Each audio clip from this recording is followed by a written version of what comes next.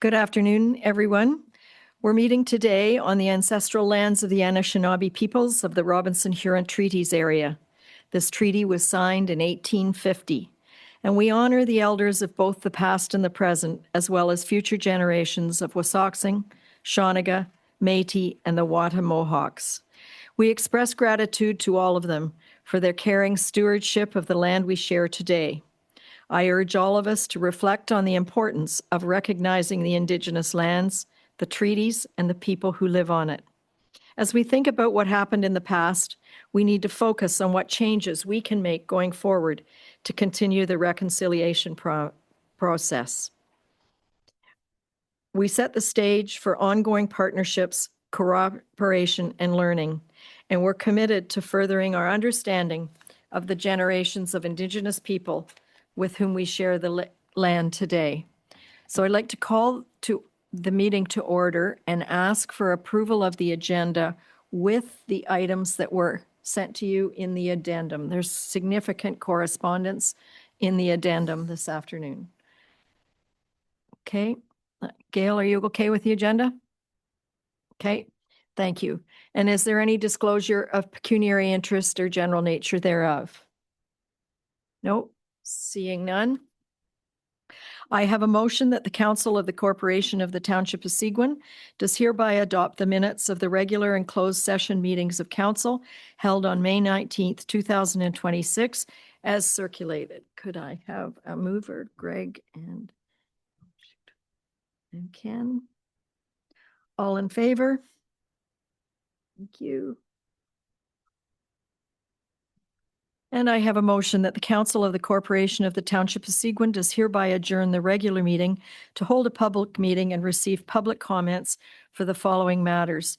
Zoning bylaw amendment application number 2026-006-H for Dookie and zoning bylaw amendment application number R 2026-0007-H for Vilaka. Could I have a mover? Ted and Terry, all in favor of moving into public? Thank you. Council will now hold public meetings for the proposed zoning bylaw amendment applications. In accordance with the Planning Act, Council will consider all matters placed before it prior to passing a zoning bylaw amendment. Anyone wishing to receive notice of the passing of a zoning bylaw amendment and who has not submitted such a request in writing should provide your full name and address to the Deputy Clerk. No one other than the prescribed persons may appeal an application under the provisions of the Planning Act if they do not make oral submissions at a public meeting or make written submissions to the Council of the Corporation of the Township of Seguin prior to the decision of Council, then the Ontario Land Tribunal may dismiss the appeal. The purpose of proposed zoning bylaw amendment application number R 2026-0006-H for Dookie is to amend the rural zone to include a site-specific exception to permit a child care center within an existing dwelling on the property. I now ask the Deputy Clerk to state the method by which this notice of the meeting was provided and the dates on which that notice was provided. Notice of the public meeting was provided by posting the property, posting on the Township of Seguin's website, and by regular mail on April 10th, 2026. Notice was therefore considered to be provided in accordance with the requirements of the Planning Act. Has the Township received any correspondence with respect to this application? Correspondence has been received from Agnes Wong, Laurette Agnello, Brad Prophet, Maya Bovin, Cindy Prophet, Caitlin Stevenson, Joel Prophet, Angelina Crawford, Audrey Agnello, Peter Mead and Angela MacArthur, Patricia Boyle, Sam Williamson, Taylor Ledger, Shannon Jung, Shane McKinnon, Angie DeCiccio, and Danielle Emery. Is there anyone present in person in the council chambers who wishes to speak in favor of or in opposition to this application? Yes. Could you come to the podium, push the little button so the green light lights up, and introduce yourself and your address, please. All right. Good afternoon, Mayor and Council. My name is Talisha Dookie, and I am the property owner of 66 Clear Lake Road. I'm a certified Montessori educator and resident of this region and the founder of Parry Sound Montessori. Thank you for hearing my zoning amendment and application today. My goal is to open a licensed Montessori childcare right here in Seguin this fall. Graduating from the Canadian Montessori Teachers Education Institute in 2017, I have firsthand seen how powerful a nature-rooted, child-centered education can be. Our CASA program is for ages 2.5 to 6 and focuses on independence, hands-on learning, and outdoor engagement. Seguin's beautiful rural environment is the perfect backdrop for this. We aren't just creating a classroom, we are creating a space where children can connect deeply with the natural world. As we know, our community faces a critical shortage of childcare spaces. Local families are dealing with extensive waitlists and long commutes. By approving this application, you are helping provide Seguin families with a vital education choice that helps working parents and gives our youngest residents a strong foundation. I'm fully committed to being a responsible neighbor and a collaborative partner to this municipality, and for that, I hope you can accept my approval. Thank you for your time, and if you have any questions, I'm here to answer. Thank you. Does council have any questions? Councillor Collins. Hi.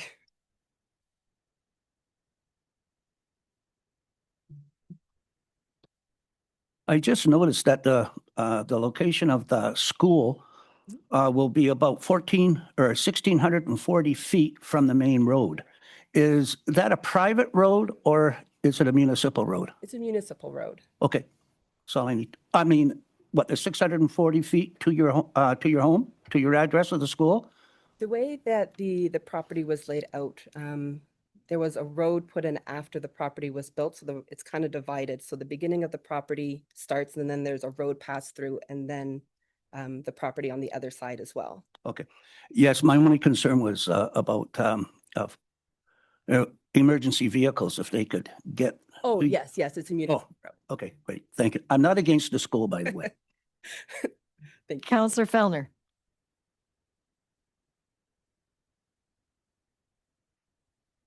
I as well am not against the school, a Montessori school in Seguin Township. But however, I've got some concerns with the increased traffic.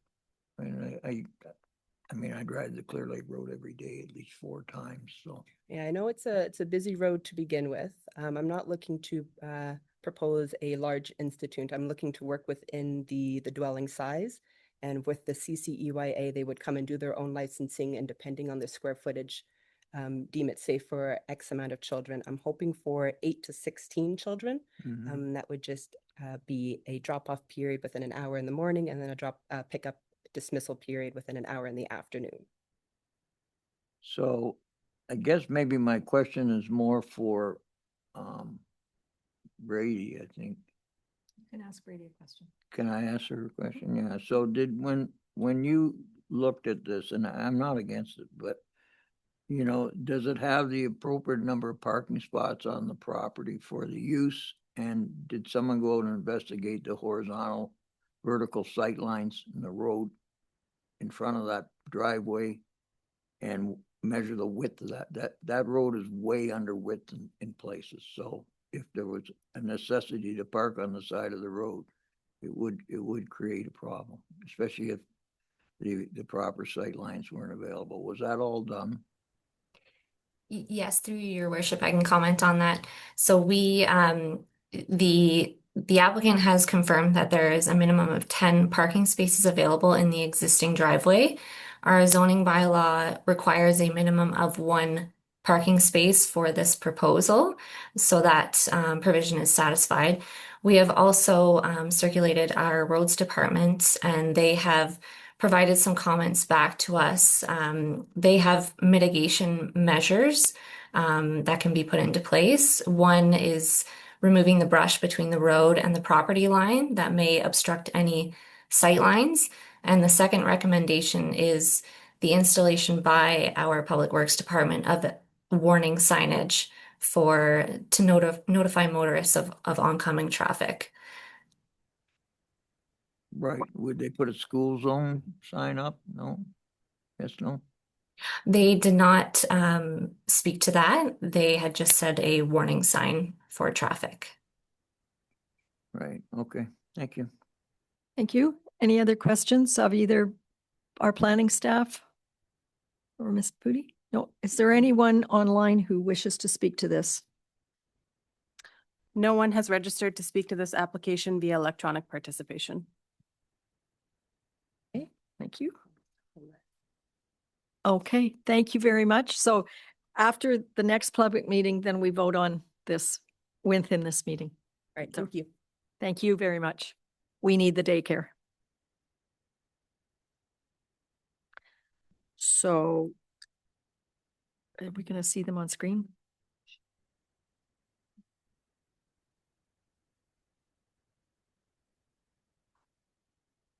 Okay, so I'll read my bit. Okay. The purpose of proposed zoning bylaw amendment application number R 2026-0007-H for Vilaka is to rezone the lands to a shoreline residential 1 exception zone, to recognize existing lot coverage on the lands, and to recognize an existing deficient side yard setback to the attached garage. This application will permit the replacement of existing decks attached to the cottage. I now ask the deputy clerk to state the method by which the notice of the meeting was provided and the dates on which that notice was provided. Notice of the public meeting was provided by posting the property, posting on the Township of Seguin's website, and by regular mail on April 17th, 2026. Notice was therefore considered to be provided in accordance with the requirements of the Planning Act. Has the township received any correspondence with respect to this application?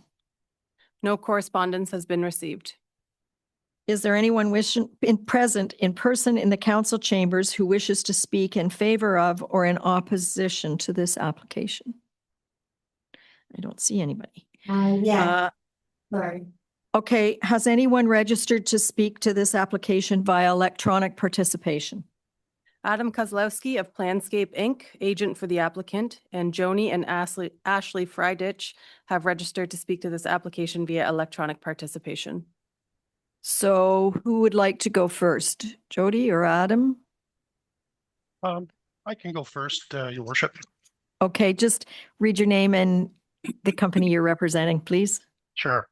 My name's Adam Kozlowski. I'm with Planscape Inc., 104 Kimberly Avenue, Bracebridge, P1L1Z8, and I'm representing the Vilaka family. Just briefly, the Vilakas purchased the property at 270 Clear Lake Road in November of 2023 in its current state. And as stated in the notice, the zoning bylaw amendment will create a site-specific zone for this property, and it's basically to recognize 2 existing decks and a sunroom that were constructed on the property by the previous owners. And as far as we can tell, sometime between 1992 and 2008, and that's as far back as the air photos go. So in total, the lot coverage for the 2 decks and the sunroom is an increase of 2%. And then the entire lot coverage would be 10%. Required lot coverage is 8% on this property. And that changed from pre-amalgamation under the old Humphrey bylaw. So if I can share a screen, I just have a very brief drone video and a flyover for council, just to give council a unique perspective on the property. Go ahead. Okay, and can council see the video? Not yet.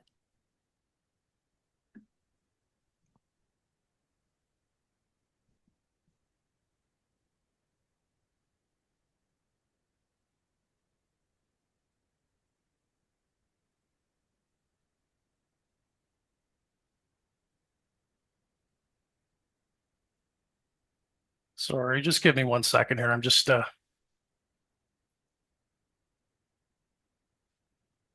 okay, can everybody see the Yes, now we can. Thank you. Okay, thank you. So just we're looking at the cottage from about 150 feet out from Lake Joseph, and what I'll do is just take council on a brief low-level flight here over the property. And this this video was taken in the fall of 2025. So as we move in, the property has long-standing kind of an open lawn area, and there are deciduous trees here in the front yard that do help with the buffering on site. And I just wanted to pause here for a second. The viewing window that the Valakas currently have from the cottage and from the fire pit is this area here from the tree line to the deck or the dock. And that distance is approximately 55 feet. The rest of the property, as you can see, is fairly heavily treed, especially from the neighbors on each side.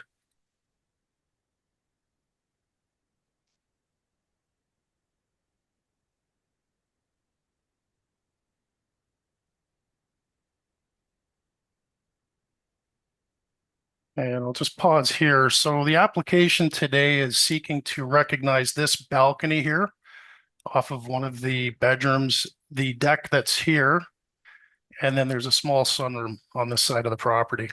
And I just wanted to note as well that the west corner of the cottage is approximately 70 feet back from the lake, and this corner of the cottage is just under 105 feet back from the water's edge. I did my site visit back in the winter, and I was able to get underneath the deck, and the deck is in rough shape. There were beams and posts that were cracked, quite a bit of dry rot.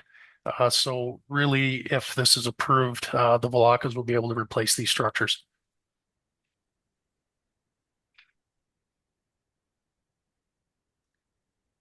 It's a low profile cottage, just a single story. And it is again a ways back from the property line and buffered from the neighbors. And then beyond the cottage, it's basically a birch forest up to Clear Lake Road beyond the edge of the trees.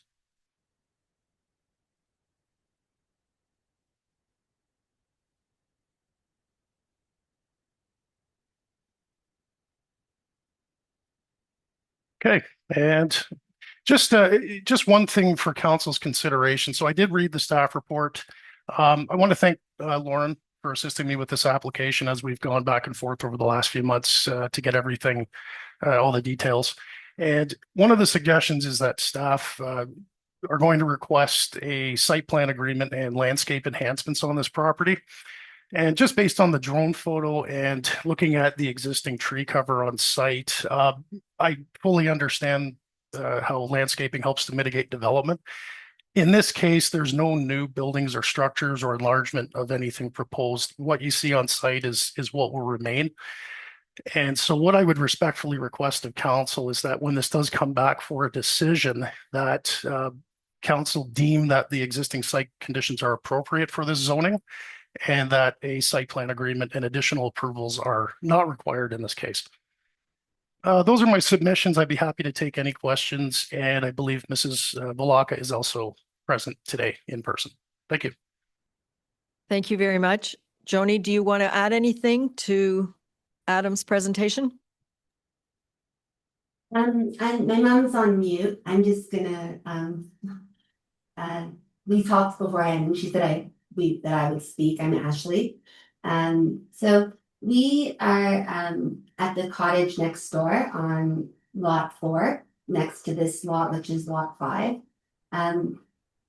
We're not here because we have any issue with a deck being replaced or anything like that. We just, received a lot of documentation, and it's we just want to make sure that there aren't any unintended consequences, and we just have some discrepancies that we are concerned about. And so the first thing I wanted to talk about was the drilled well. So in the planning justification report, at the last page, they have their the survey that was completed. And on that survey, they indicate that there's a drilled well. I can share my screen if that's easier. Would that be easier? Sure. Okay.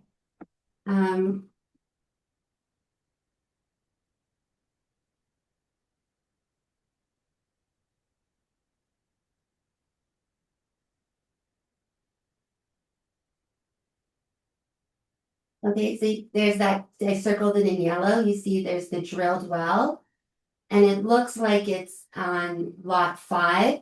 Okay.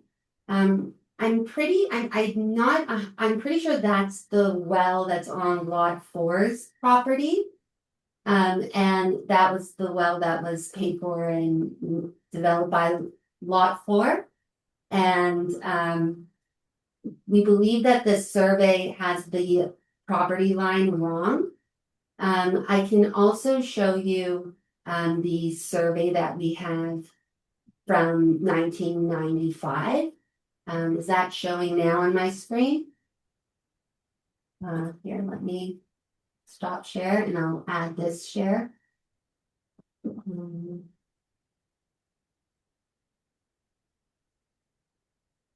Okay, so this is the one from 1995. And okay, I actually put them side by side. So I'm going to pull that up.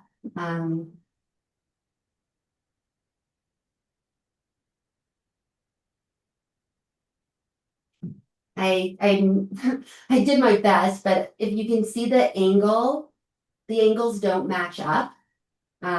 Their angle is going out wider than the one from 1995, and the one from 1995, was able to find the monuments at the top and the bottom to say the property line, whereas it seems as though in the recent survey they weren't able to find the monuments, and so I just think the Lot 4 one is more reliable due to that.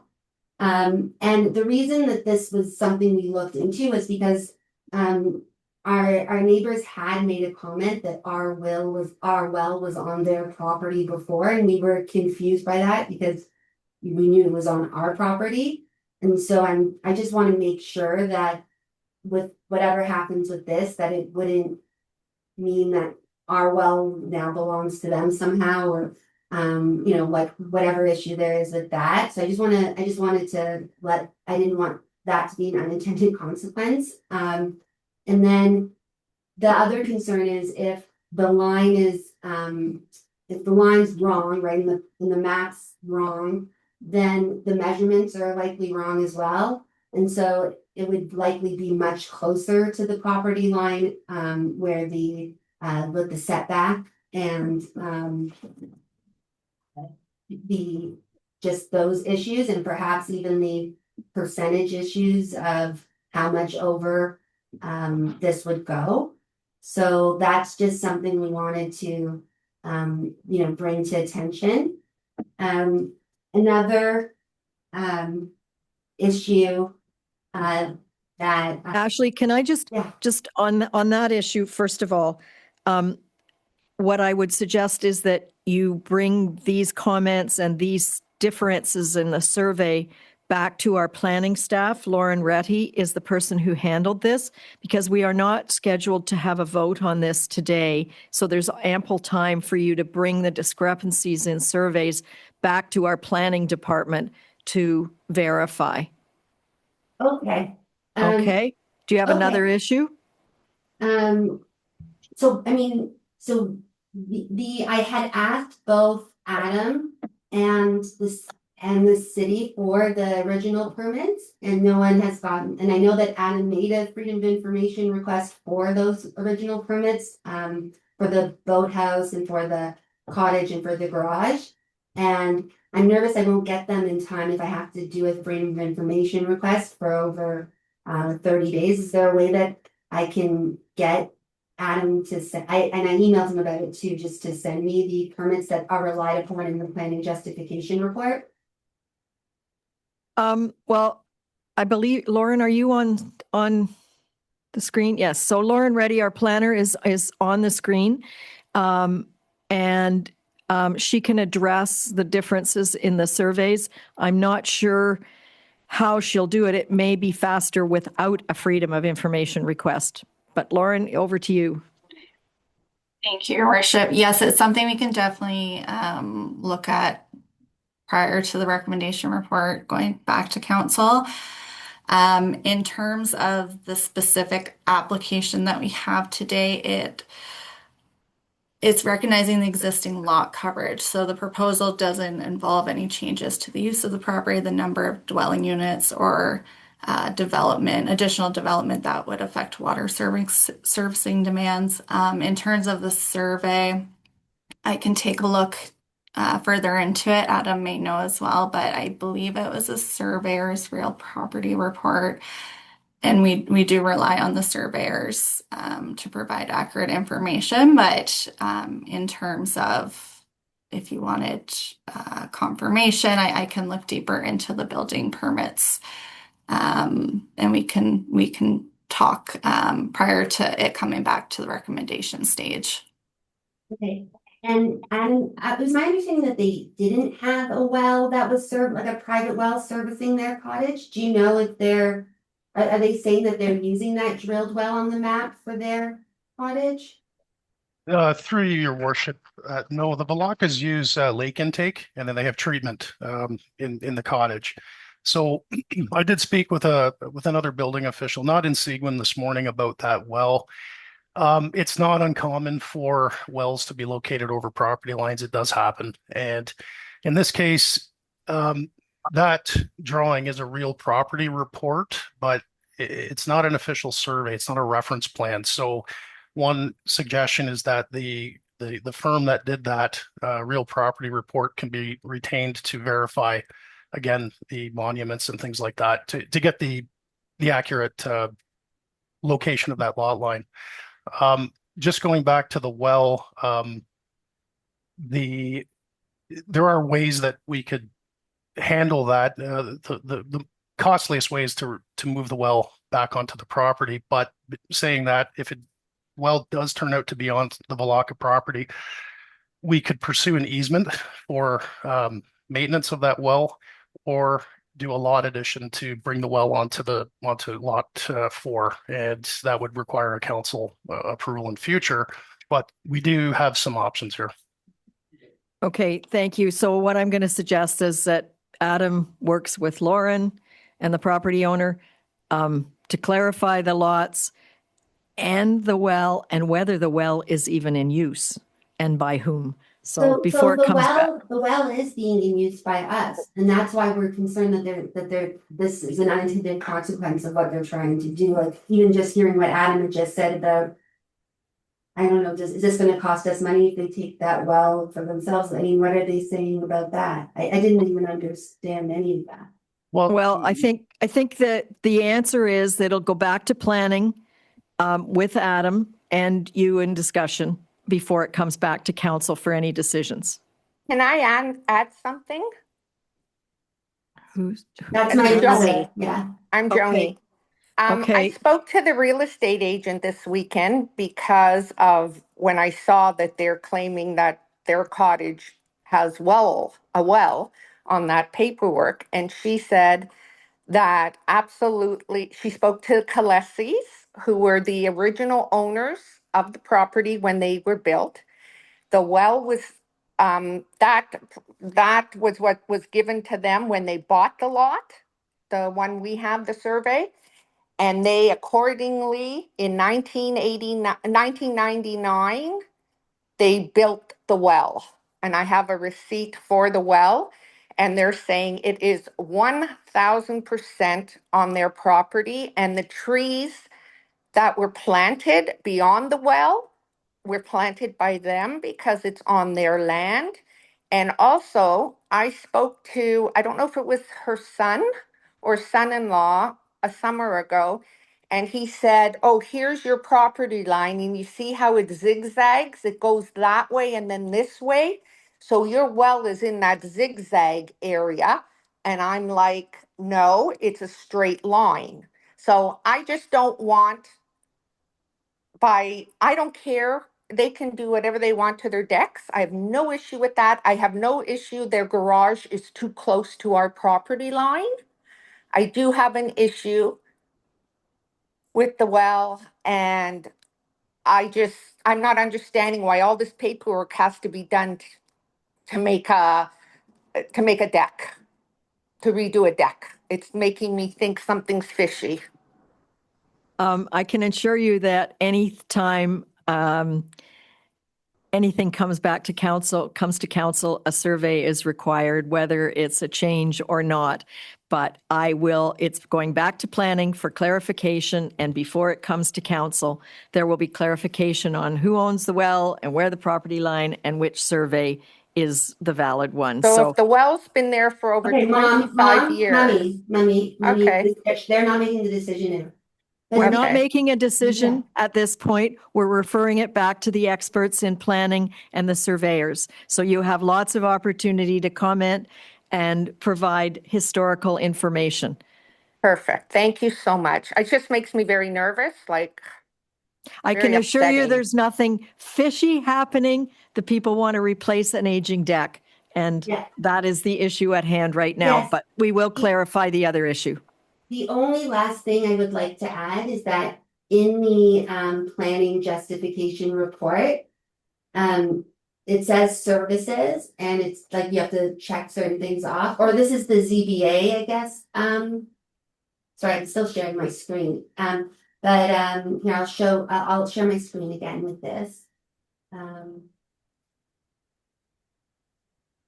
The issue at hand is only the deck, and the other issues will get addressed by planning. The only Right. issue we're talking about today, and no decision is being made, is on the reconstruction of an aging deck. I hear you, and the only thing I wanted to say is that I hope that they get it. I'm just saying here they say that they were served, like he answered that they were doing lake water, and here it says it's a private well in their documents. So they were saying they're using the private well, and then the private well is our well. So I just want to just show why we were just having some concerns, where it came from. Okay. Back to you, Lauren, in planning to clarify before it comes back. Okay. Thank Thank you, Your you. Worship. And then- Adam, one last point. Thank you, Your Worship. So, yeah, we'll clarify that servicing. It should have been lake water, not well. So duly noted. And number two is the easy solution here is we'll have a surveyor go out and verify the location of the well before it comes back. Thank you. Does council have any questions? No. Okay. Council will now close the public meeting and reconvene to the regular meeting. I have a motion that the public meeting held for the following matters is hereby closed and the regular meeting is hereby reconvened. I need a mover. Mario again. All in favor? Thank you. This is I did want to make a separate point that was totally different. Is that not? I'm sorry, the public meeting is closed and issues referring to this property or the survey have to be discussed at planning, but the public Okay. meeting is now closed. Sorry. I have Okay. a motion that bylaw number 2026-041, being a bylaw to amend the Township of Seguin zoning bylaw number 2006-125, property roll number 4903-010-007-01800 at 66 Clear Lake Road, R 2026-0006-H for Dookie is hereby deemed to have been read a first, second, and third time and passed by council. I need a mover, Ken and Greg. All in favor? And you're not voting for it? No, I'm not in favor. Okay, but that is passed with 6 votes in favor. Thank you. And that is carried. Thank you very much.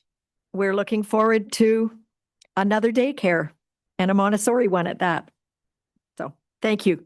Good luck. Where are this?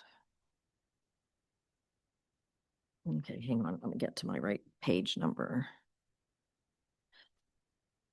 Council will now considering the following road allowance application, and this is for concession road allowance application number RAC-2024-0004-F for Bolu. Have any written objections been received related to this application? No written objections have been received related to this application. Is there anyone present in person in the council chambers who wishes to speak to this application? I see no one. Has anyone registered to speak to this application via electronic participation? No one has registered to speak to this application via electronic participation. Does council have any questions on this one? It's pretty straightforward. Nope.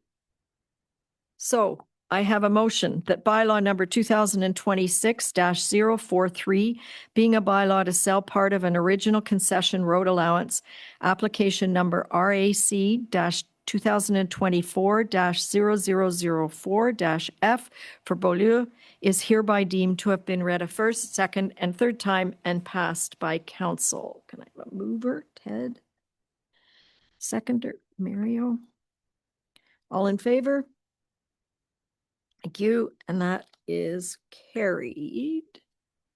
And I see Becky Pollock from the Georgian Bay Biosphere here for a delegation. Okay, we'll put your presentation up. You know the drill, point till the little green light is lit, and then you'll have the controller. So welcome, Becky. Wonderful. You can pull it down. It moves. How's the audio? Great. Thanks. You have the floor. Thank you, Mayor and Council. My name is Becky Pollock. I'm the Executive Director of the Georgian Bay Minnedogamie Biosphere. And today it's our great pleasure to come and invite you to become partners on our Kids in the Biosphere program. You may have heard of all the work we do with youth throughout the region. We work with more than 14 schools. We reach 1,000 children, and we're active during March break, PD days, and summertime, in addition to the schools. I'm joined by our education manager, Nicole Guzik, and she'll speak a little bit about some of her experience with the wonderful programs in Humphrey and Foley and other libraries here, as well as our new programming that we're proposing. I had the pleasure in April of meeting with your CAO, Mr. Inwood, and we discussed the possibility that Seguin might be interested in formalizing a partnership with Kids in the Biosphere. So what does that mean? Well, it means, first of all, that our organization is absolutely committed to this whole region, not just along Eastern Georgian Bay, but inland, as well as Seguin and Whitestone and others. We were incorporated back in 1998, and we join a proud network of 700 biospheres worldwide. And we're unique on the planet. We're Georgian Bay, world's largest freshwater archipelago. And so we want to celebrate this with our youth, especially. Our mandate isn't just conservation. I don't spend all day moving turtles off roads. I also do a lot of work with our business community, with education institutions, and with sustainable development and trying to teach people ways to live better on the land. So we are about balancing people and nature. Our organization, though, holds a major responsibility to the United Nations to uphold this designation, and every 10 years we are reevaluated to see that we can maintain that designation. And that just happened this past year. Our reviewers from UNESCO left last week, and we'll be notified in a few months whether we uphold that designation. We were considered the gold standard of biosphere regions in Canada, so you should be very proud to be part of that. As a not-for-profit charity, we've been able to bring in over $3 million into the region each year. And I do want to mention that under Carney and Ford government decisions, we've lost about $1.2 million in this fiscal year.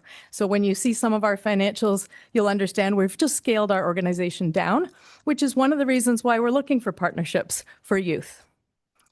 So the history of Kids in the Biosphere, you should know, if Reeve Liverance and CAO John McKinnon could be here, is that in 2013, the Township of the Archipelago asked us, would we take over their education programming?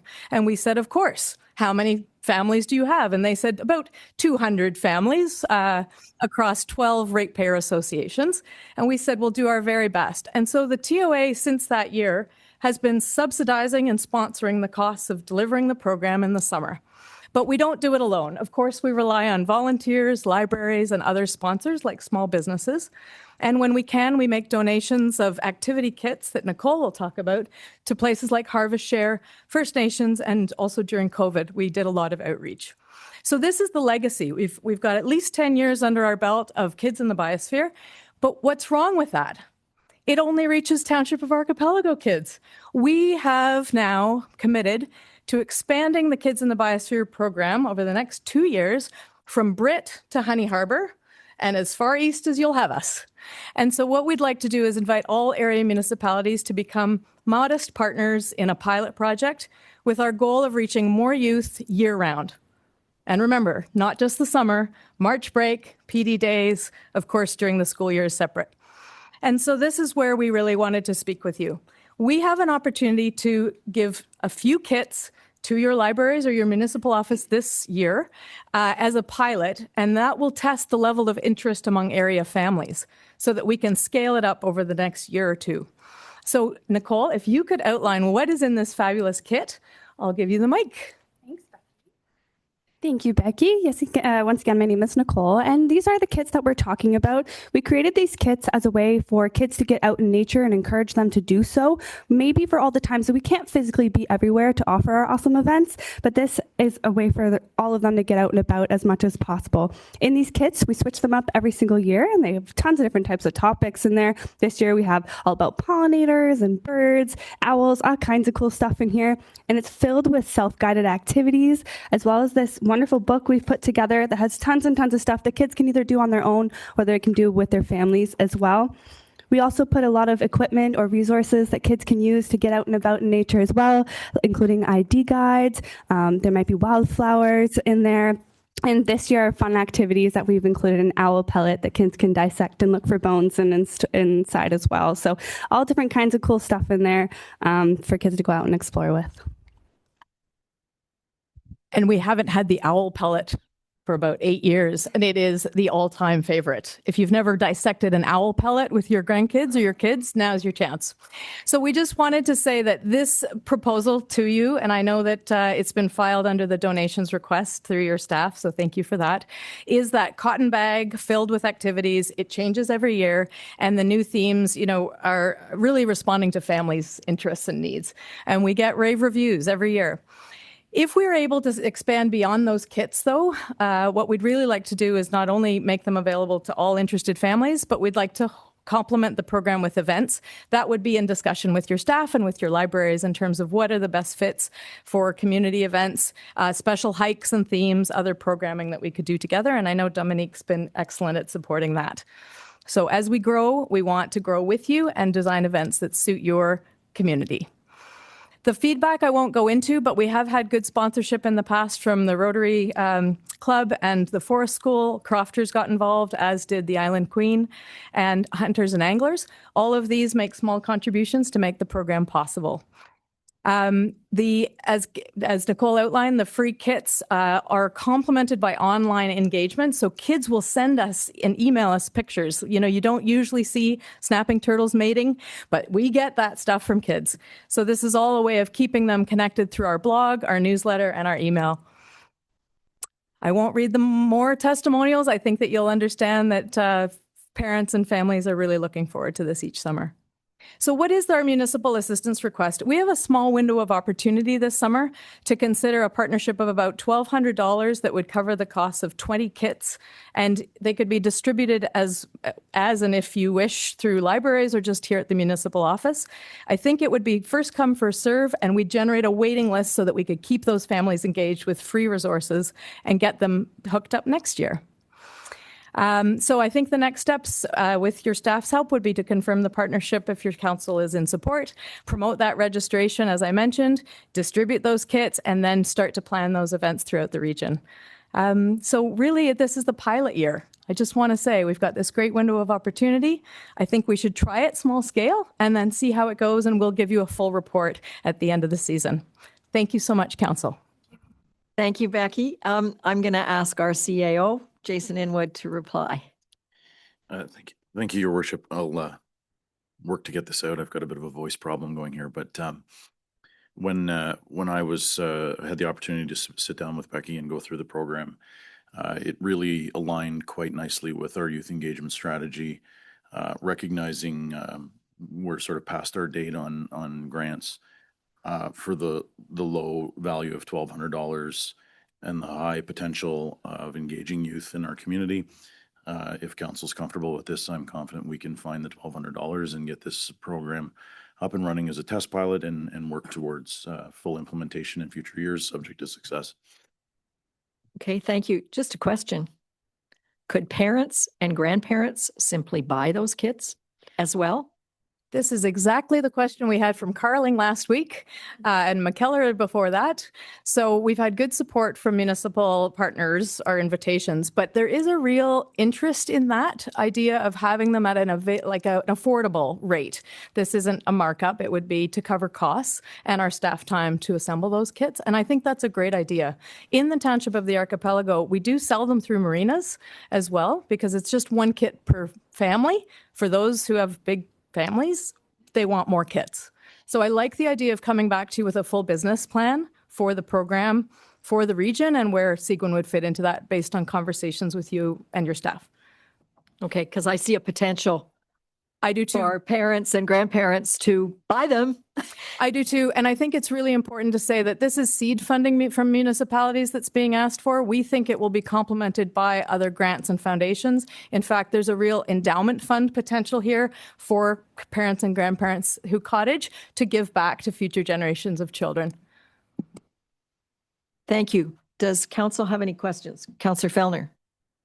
Yeah, just sort of along the same line as the mayor, but what if we find that, I think you're proposing to put 20 kits in the libraries, and that's 5 per library, right?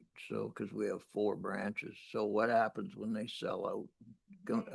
Like, I don't Yeah. be in a position to say, like, it's only you 20 kids that can go to this thing. Because it's June 1st, we're not really in a position to create more kits. That's not on the table this year. So you would have the as you say, the 5 per library, or if you wanted to pilot it in 2 locations, that's up to you as a council. Absolutely, the distribution. I think what will happen is that depending on how quietly we market the program, because it could be through libraries that know active families that might like them, we will generate a pretty robust waiting list where we'll communicate with those families about free events and what else they can participate in if they're not getting a kit this summer. Makes sense. So, Yep. yeah, phase it in and announce it that way. Anybody else with a question? Councillor Collins. Yes, hi. I also want to let you know that I took part of one of your events when it was on Blackwater Road. I think it was a couple of years ago, and we met at the Orville Community Center. There was a group of kids, and our job was to in an EP zone, I guess you would call it, marsh area, to let little baby turtles, and I had them in my hand, and I got photos of them to prove it, right? But it was just, yeah, this is something that I think I'm in support of this 100%, and I have grandkids too, so thank you. Yep. Thank you, Councillor Collins. And Nicole, you do have scheduled events coming up in Foley and Humphrey. Are they just around the corner? Yeah, a lot of this is just getting the word out there that the Kids in the Biosphere program is growing. And we have a lot of popularity here in this region in particular. We have 4 summer events scheduled between all of your libraries, or at least a couple of them this summer. So far, so good. Thanks. Thank you. Councillor Bazinski. I wonder if you could maybe communicate that to council and so on. I have grandkids that I'm sure would really enjoy doing some of that. We're in Foley, and but I know nothing of it. So that would really be helpful. Thank you. Thank you. We'll coordinate with your staff. Yeah, and it is on the Biosphere. They're all the events are already on the Biosphere website. But if you can keep us informed. And so, if we're working with your libraries, they're also sharing what's coming up with us too. So you can see it there. Yep, and that goes on to seguin.ca. Just to follow up, though, you get to a certain age and you don't always look at the websites. Yeah. And as well, I just think, communication is, really good. Thank you. Thank you. Council, do we have support of the recommendation to go with the $1,200 and give us a business plan to go big next year? Thank you very much, Nicole and Becky. Oh, I have a motion for that. I have a motion that the Council of the Corporation of the Township of Seguin does hereby approve a donation in the amount of $1,200 to the Georgian Bay Mindugami Biosphere for the 2026 Kids in the Biosphere program. Could I have a mover? Mario and Greg. All in favor? And that's carried. Thank you. Thank you very much. Okay, I have a motion that the Council of the Corporation of the Township of Seguin does hereby receive the staff reports as presented on the agenda for the June 1st meeting of Council. I need a mover for this. Terry? Greg? All in favor? Okay, so I remind you all that what this is, there's a whole lot of planning. Okay, yeah, all right. We have a staff report first from Sean Carroll, our bylaw person. So I'll read it first and then we'll get into the planning reports. I have a motion that bylaw number 2026-057, being a bylaw to regulate outdoor illumination to ensure responsible lighting, light pollution mitigation, and conservation of the dark sky environment within the Township of Seguin is hereby deemed to have been read a first, second, and third time and passed by council. I need a mover to move this. Ken and Mir. And I see Sean on screen if there's any questions. The bylaw that's before you reflects the council input from previous meeting and quite a bit of public input as well. So Sean, do you want to tell us a little bit about how it's changed?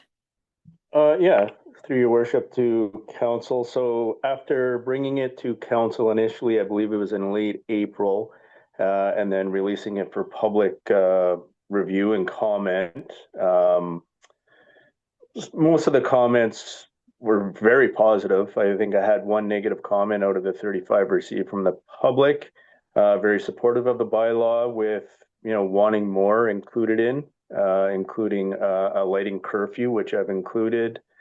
The use of landscaping lights, so solar lights. So I think I've captured pretty much everything that was provided to me through the Q&A with the public and through the council's comments at the last meeting. And this is the draft I'm presenting to council to move forward with. Does council have any questions? No. Thank you. It's been a long time coming and I think it'll improve our dark sky environment. All in favor? Thank you. And that is carried. So as we get into the planning reports, of which there are quite a few, they must have been busy this year. I'll remind you that these all follow the public meetings. So there may be representatives here to answer specific questions, but there will not be any presentations per se. So I will move on. I have, this is the Rosa Springs. Yeah, they're both. So this is. Which one comes first?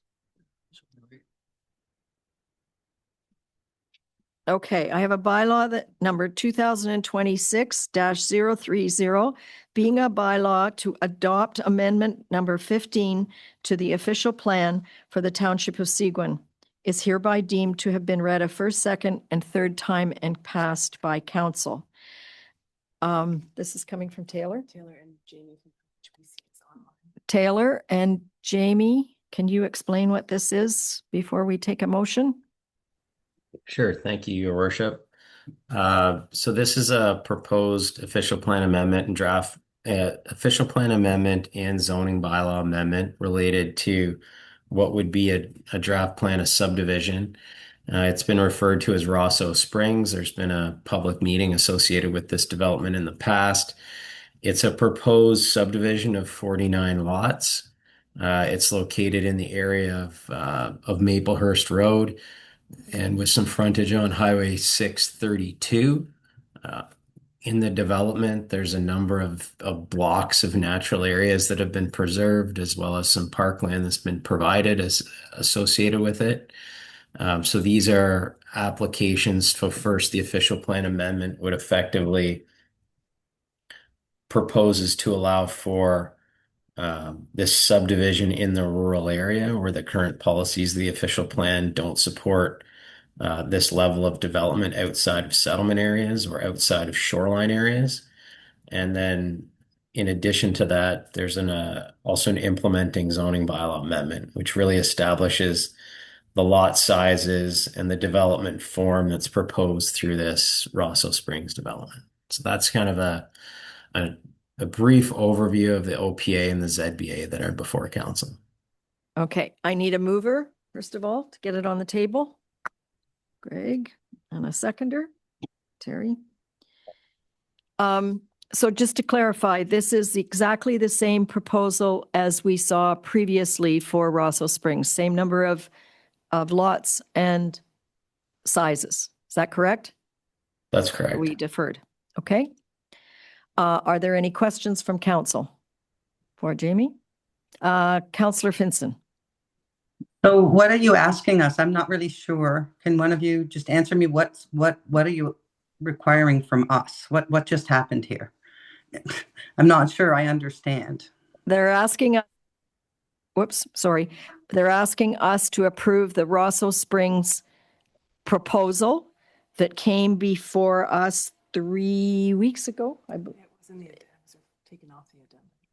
It was taken off the addendum in April at the request of the proponent. It was deferred till today, but the application is the same as you saw before. So okay. You're just asking us to vote on it? Is that what you're saying? Yes. Okay, thank you.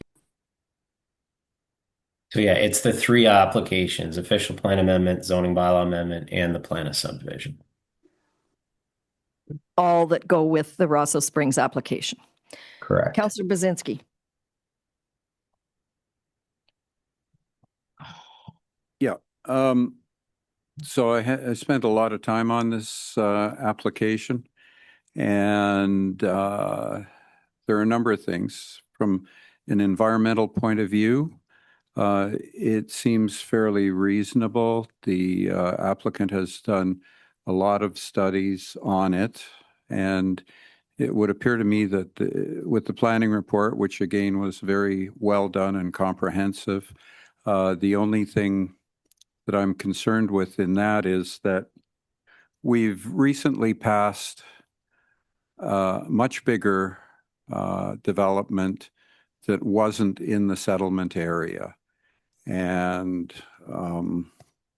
obviously, if the applicant doesn't move forward with this through a council endorsement, then there would be an appeal. And quite frankly, I can't see going to an appeal body and saying, I can't support this development because it's not in the settlement area, when we supported a development 3 times the size that was also not in the settlement area. And I think in that case, given the bent of the provincial government, we would lose quite badly and maybe be subject to costs as well. So from a fiscal responsibility that I have as a councillor, I can't see not approving this because it's going to be approved one way or the other. Why are we going to cause the applicant a lot of aggravation by having to appeal it? Why are we going to cause the township ratepayers a lot of money because they're going to have to pay for support to go to the appeal? So I think we need as a council to consider, development that's not in the settlement area, because we've already got precedents now with the Hall subdivision and with the minister's zoning order too, to be honest, both which are not in settlement areas. I know the new official plan proposes to make them into settlement areas, but they're not. So the precedent is there, and I would have to support approving this development. Now, there is a question about the impact on Lake Rosso, and I think Councillor Getty is going to talk a bit about it, but There is some consideration to removing lots that are within the 300 meters of the shoreline, because the provincial government has determined that outside of the 300 meters, they're not going to be an impact. So I'll just leave it at that and let Councillor Getty move on to what he's going to talk about. And but in general, then I could see approving the official plan amendment and the zoning bylaw amendment, and maybe having to do a bit of work on the plan of subdivision. Thank you. Councillor Getty. Apologize, Madam Mayor. I didn't know if you had seen my hand. That was all. So I also would like to thank the team that did the report. I thought it was very good. I thought I'd like to thank the applicants as well as the community that came out and were very engaged throughout this whole process, this ongoing process. I represent Ward 3, of which probably has more permanent residents that are tradesmen than any other ward in this community. The potential, if this application moves forward in some format, I feel would provide a substantial amount of employment and income and quality of life for a large number of the ratepayers in my community. I am not involved in the build or the process or any of that, but would appear to me the target housing build on this site would be consistent with the developers and contractors that reside within my ward. And I'm not going to put a dollar figure on them, but they're not the massive builds that take place in some of the applications that we see, or very small builds that we see. But I think for me, the biggest factor is the employment, jobs, and quality of life for my residents. My concern with this application as it stands is that at one time it was a waterfront piece of property. That piece of the property that had access onto Cameron Bay has been severed off and is being sold separately and is not involved in this application. In the township, we consistently, on non-waterfront lot developments, require a 300-meter setback for any build of a septic system.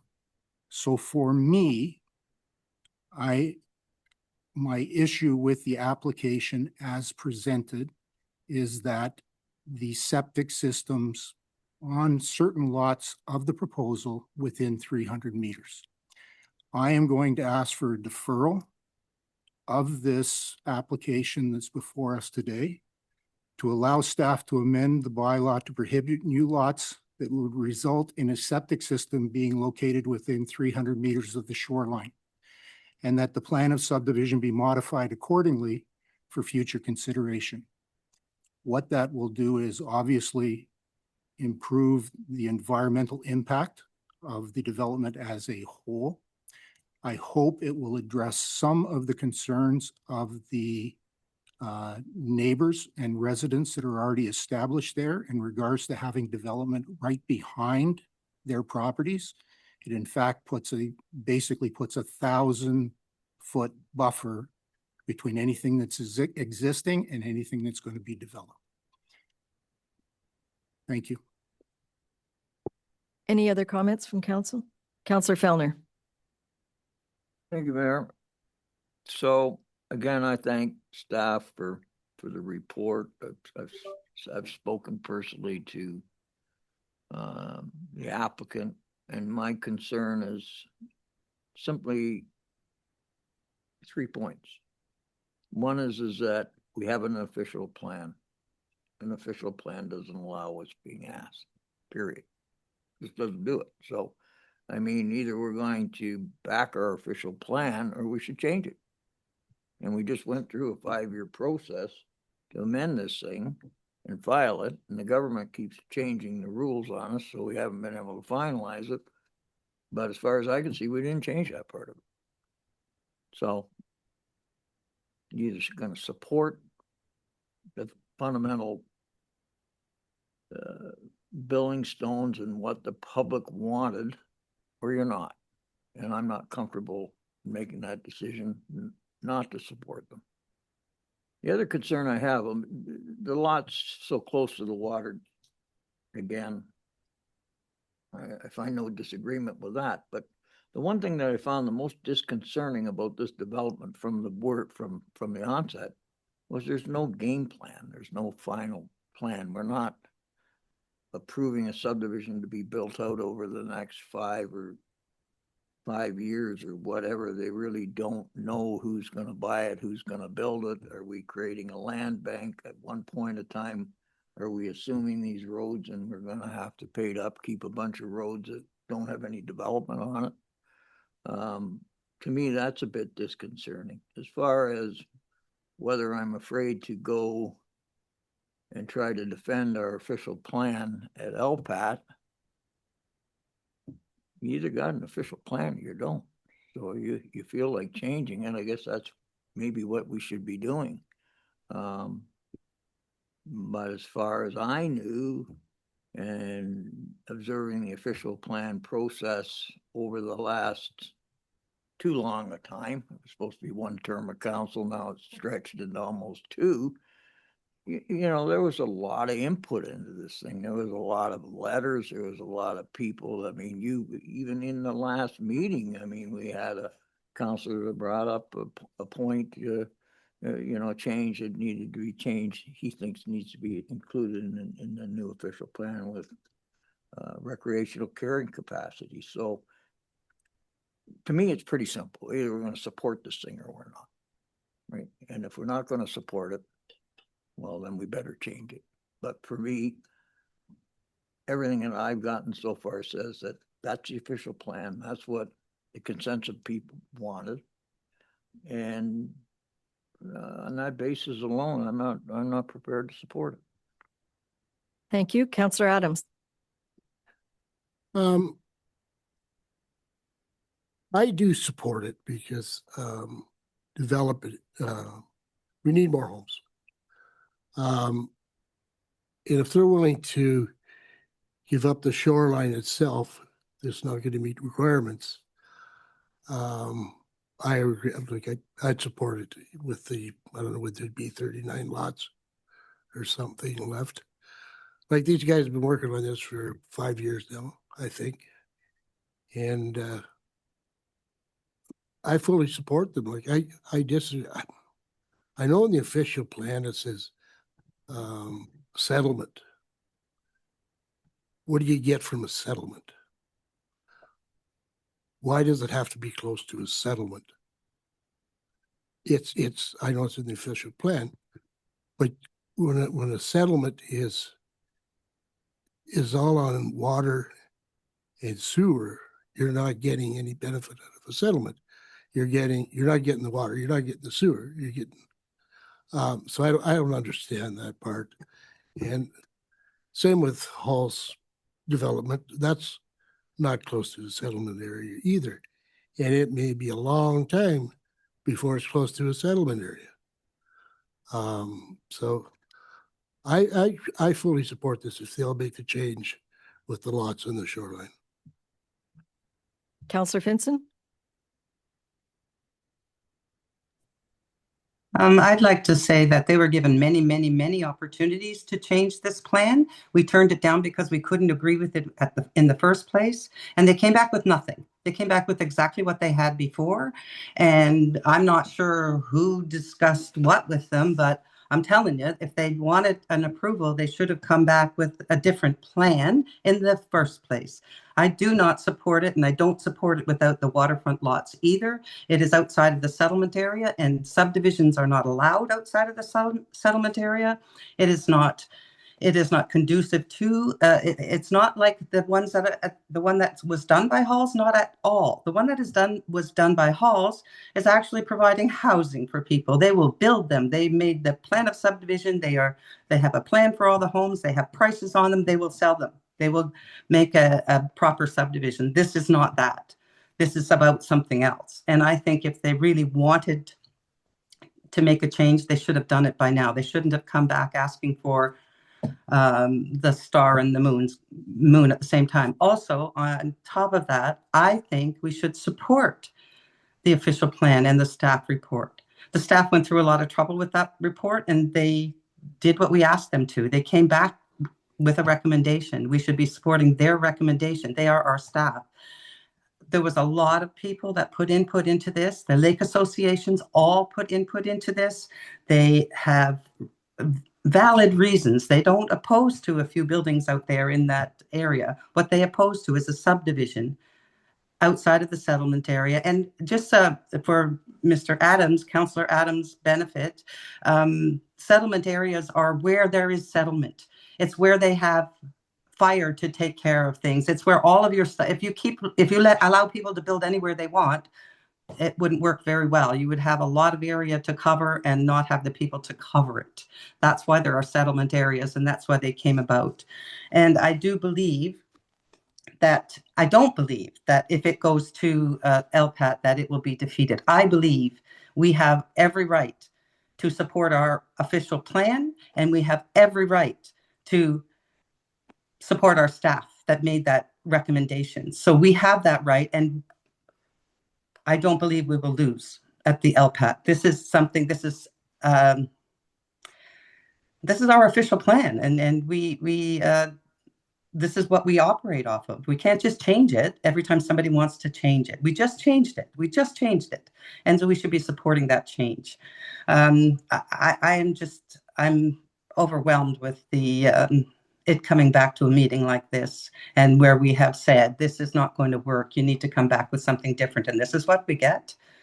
I'm really disappointed. And I'm hoping that when we come back after this deferral, that you will all think about your decision on this and make the right one. Thank you. Thank you. I'd like to point out that the letter dated May 28th, which was last Friday, that came to us from Mr. Deloitte, the planner for Rosso Springs, did not make any changes to the original proposal. It does not talk about removing lots. Any change to the plan needs to come from the Rosso Springs development and their planner, not from council or a councillor. We don't have the right to rewrite a plan that has been proposed and was dated Friday. Councillor Bazinski, last comment. You've already had one. Firstly, it's nice to say to support the official plan. However, we didn't support the official plan when we passed the Hall subdivision. No ifs, ands, or buts. The Hall subdivision is not in a settlement area. And we passed it. Granted, it's near a concrete batch plant, and the uses are maybe not as pristine as on Lake Rosso. But the whole point is, we have an official plan, and we didn't follow it in that case. And regardless of what you may think, Councillor Finson, if it goes to a hearing, we're going to lose, because that's a planning decision. All the applicant has to do is say, how can you justify 3 times density development in a non-settlement area, but you're not going to let our development go?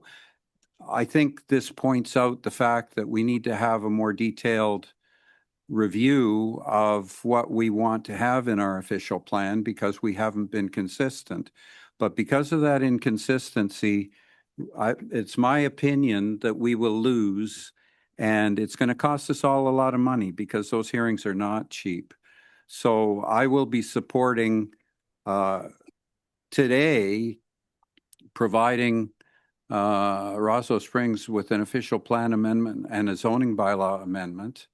I do like the idea that Councillor Geddes raised of moving the lots, and there are no shoreline lots, but the lots that are within 300 meters of the shoreline.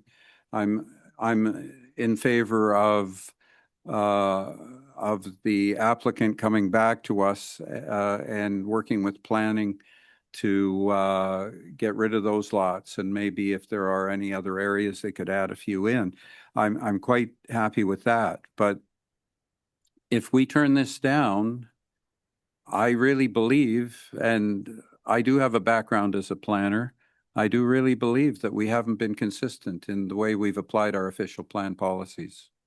Thank you. Councillor Collins. I guess I'm the last to speak, but what I've heard is that there's a councillor that put together or wants a deferral on making a decision today to give the Russell Springs the change to change their plan and to remove the 14 or 15 lots that I've counted back 300 meters back, that there are no septic systems within that 300-meter setback. And if we can't defer it today, then I guess we vote on it today. In order to, I have one question for Jamie. Who can appeal at the OLT? Can North Lake Rosso Association, they are registered as a proponent. Can they appeal whatever decision council makes? Your worship, in terms of appeal opportunities, they're pretty limited now based on recent changes to the Planning Act. So if council were to deny the application, for example, the applicants could appeal, or if council were to approve something different than what they've applied for, which I think has been suggested, then the applicants could appeal. I think what I just heard from the last counselor was defer it on the basis to see if the applicant wants to make a change to their application to reflect the discussion around the council table, which is certainly an option. But as far as third-party appeals, which is I think what your question is, there aren't opportunities for third-party appeals anymore. Okay, thank you. I could just say this though, if there were an appeal, for example, like let's say council denied the application and Rosso Springs appealed it, then one of the associations or other individuals could then seek party status through an appeal process that was levied by somebody else. So that's how they would get a seat at the table. Okay, I believe North Lake Rosso already has party status on this, but I'm not completely sure. So we have a motion to defer from, oh, sorry, Jason, weigh in.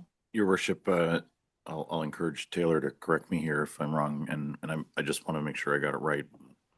It's not just a motion to defer. What I'm hearing is a motion to defer and for some direction for the folks from Russell Springs and staff to work together to address this 300-meter zone where septics could be located, and then to bring back, and I'm trying not to, I don't want to put words in anybody's mouth, but I'm assuming that was, if that's the direction that Councillor Getty was pointing towards, then we would bring back a revised recommendation with the provisions embedded in the bylaw that prohibit septics within 300 meters of the shoreline. So we need some pretty clear direction if that's the case, to understand that this isn't just a deferral, it's a deferral with a request to amend what's been put before council. Okay, thank you for the clarification. And if I understand that clarification, there can be no other changes made by Rosso Springs if that's the direction that council gives them.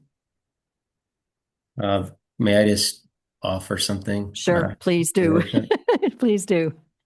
Rosso Springs could agree to any changes or could recommend any changes. It's their application up until the time that council makes a decision. So they could they could add to what council's provided, but they could modify as they see fit. Okay, thank you. But as of Friday, they had no modification to their application from the original. So I That's think it's correct. important that everybody understand they had 3 weeks to make modifications and came back Friday with none. So we have a motion to defer with specific instructions. That's moved by Councillor Getty. I need a seconder to defer. Councillor Adams. And I'd like to call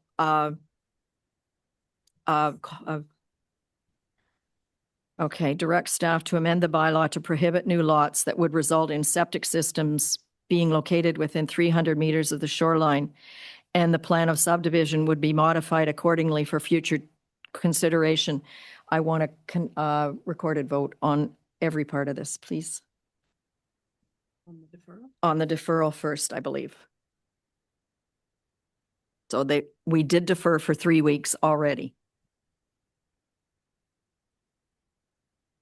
I think we've got a mover and a seconder for the deferral. Now we need to vote on that with a recorded vote. For the deferral. So where do I write the deferral? Here?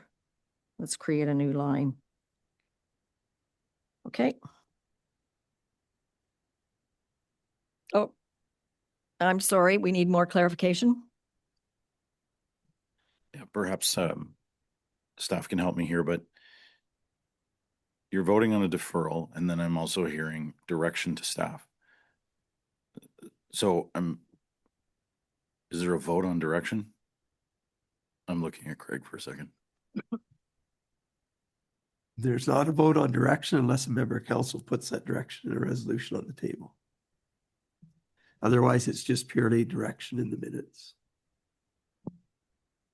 So right now, the only thing we're voting on is deferral, not the direction to staff.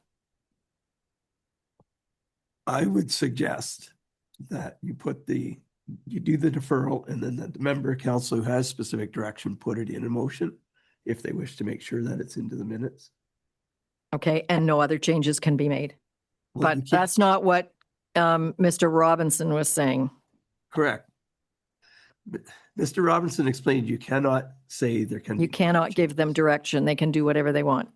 Up until the application, council makes the decision, the proponent can change the application. So putting council direction to tell Rosso Springs how to do it is probably mute. The direction is for staff, Like- not for Rosso Springs.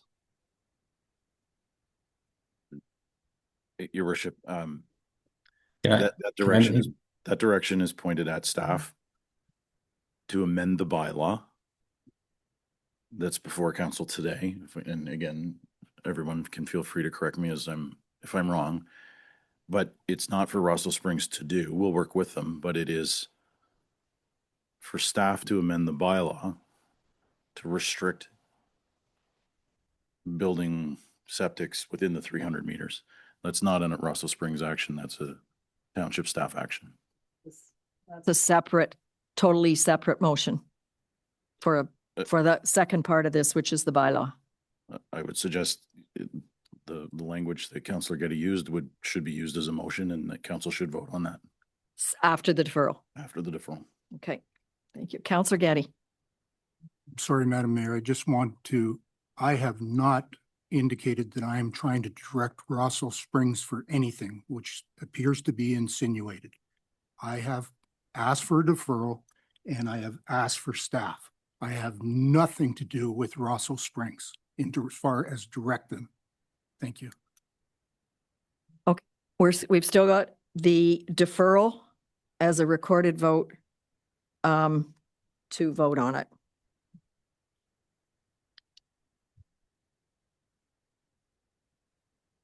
Councillor Buzinski, Yes.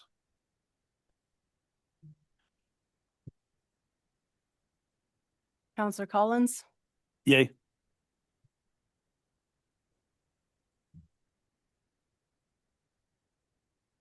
Counselor Finson, Oh, sorry, Gail, you're on mute. Yay. You want to defer? We have no choice, yeah? Oh, we do have a choice. What do we do if we don't defer? We vote on the motion before council.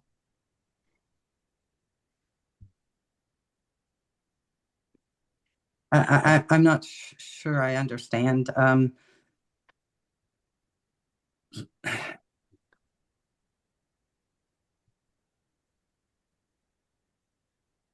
Okay, nay then.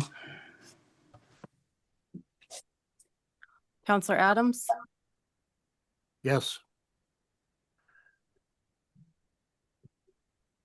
Counselor Getty, Yes. Counselor Fellner, Nay. Mayor McDermott. Nay. So the deferral is carried with 4-3, and I'd like to put a date on it.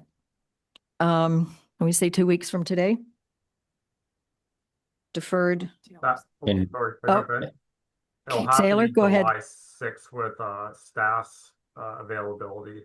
We can't make July 5th or June 15th, sorry. For clarity, that would mean all this work would have to be done by Friday. Okay, so July 6th. So July 6th is. Okay, defer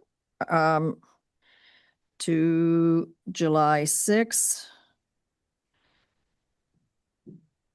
Okay, so that is deferred to July 6th and Just initial the deferral. A second. okay.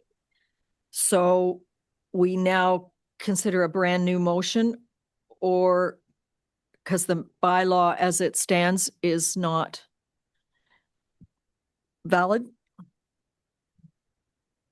So right now you've deferred and there's no action unless you give us direction to do it. So I would suggest that what Councillor Getty proposed is a motion and that council should vote on that motion. Councillor Bazinski?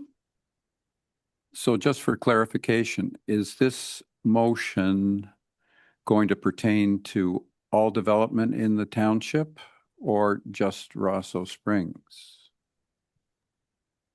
Through your worship, it would be just Rosso Springs.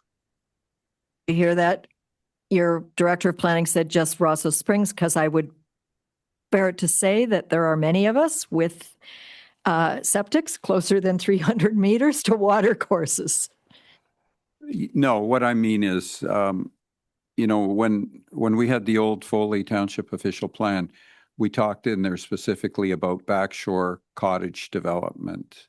In our official plan, we talk about development in the rural areas, which is outside of the shoreline residential zones, but we don't talk about backshore development. And I'm wondering if that should be a discussion that is incorporated into our new official plan, because backshore cottage development and backshore development a development in a rural area are two different matters.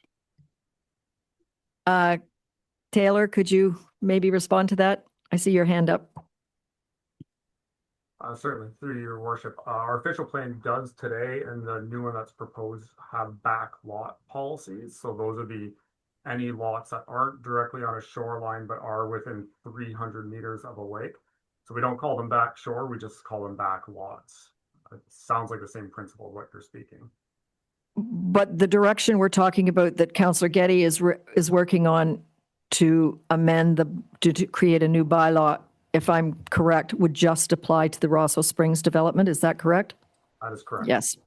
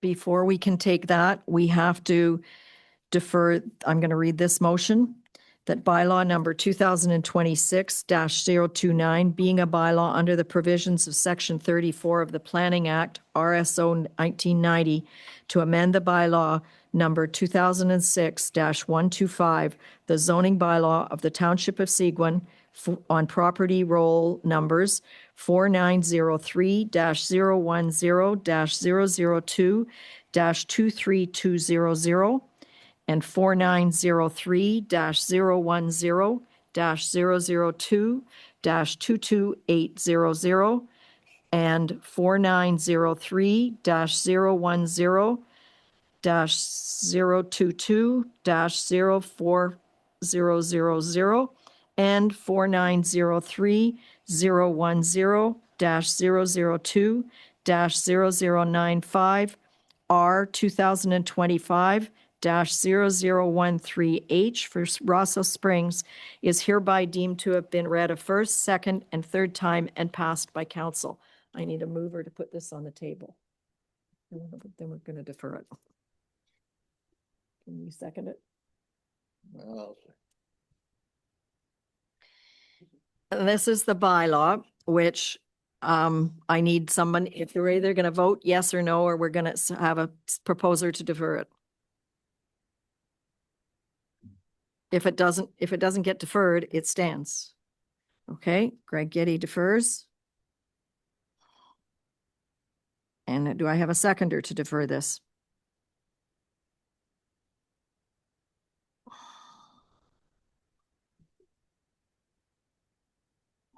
Ken Adams seconds it.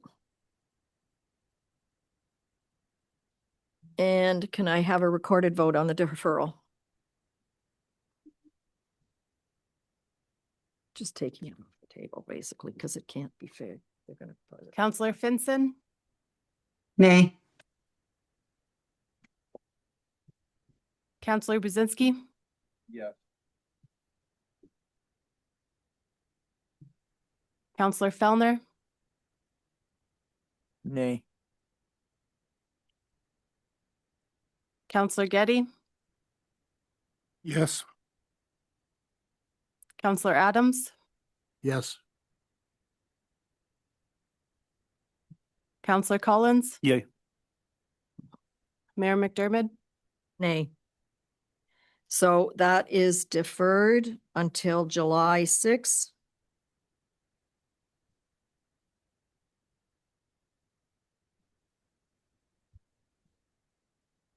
And I need the other one.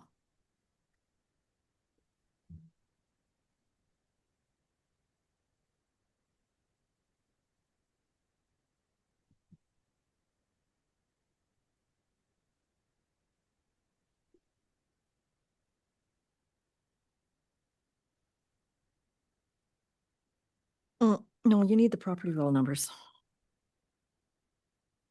I think. Yeah. Well, we put them all in. Specific to the current Rosso Springs application. It's okay by me if it's okay by you, but I don't think it'll fly without property roll numbers.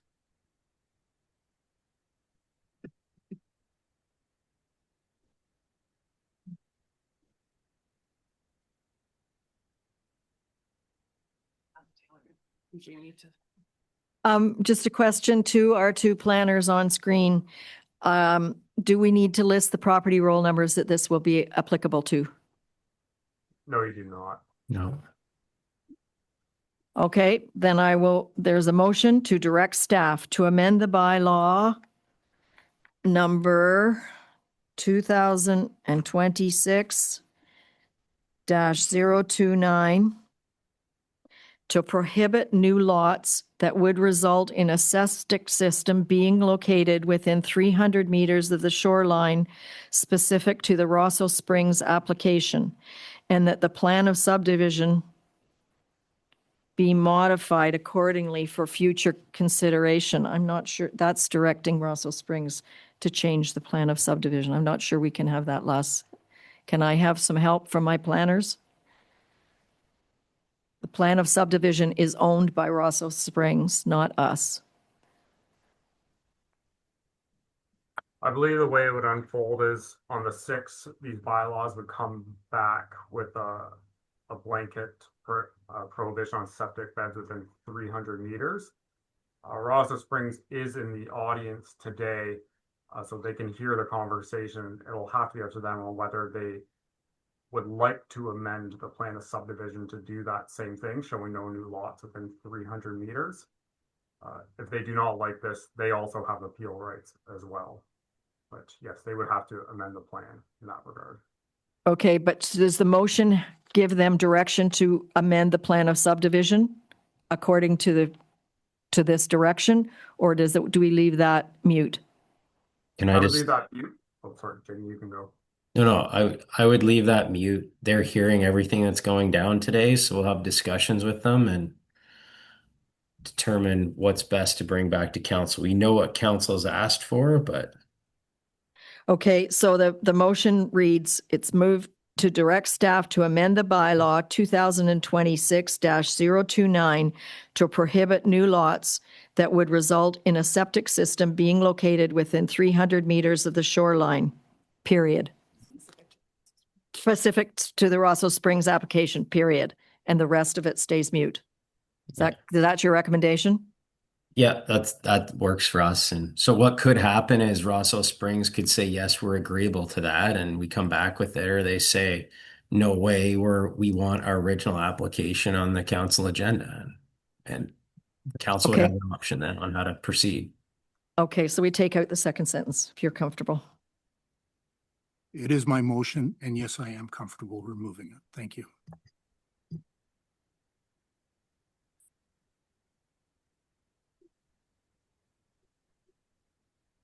Two changes are to list the bylaw number and to remove that sentence. And then we need a seconder, both those changes.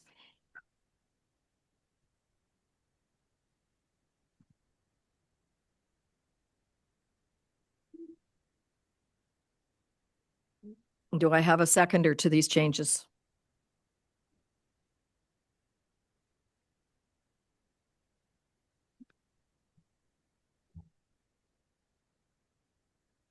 And I have to make one of these, right, on that? Okay.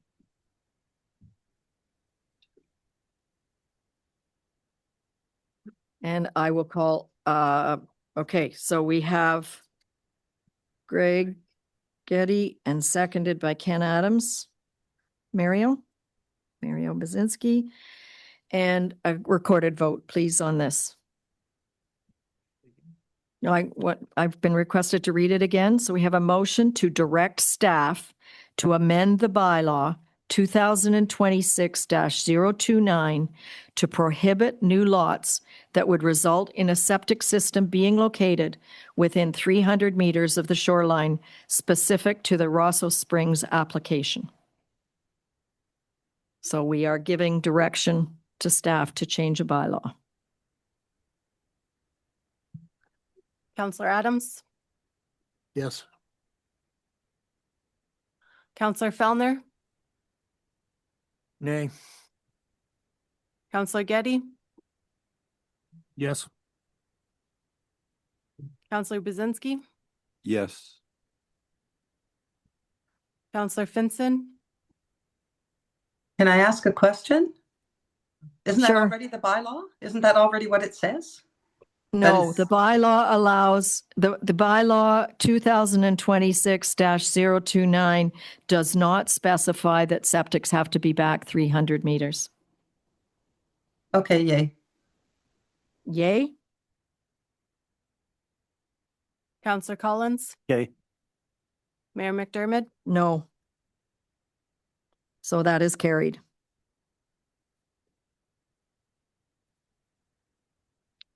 So that, we move on.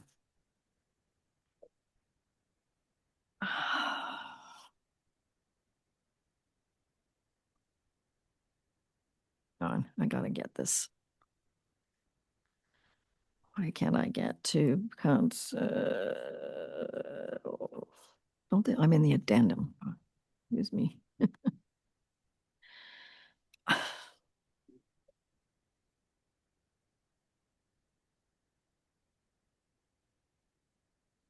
Okay. We are on C. Turn your mic off.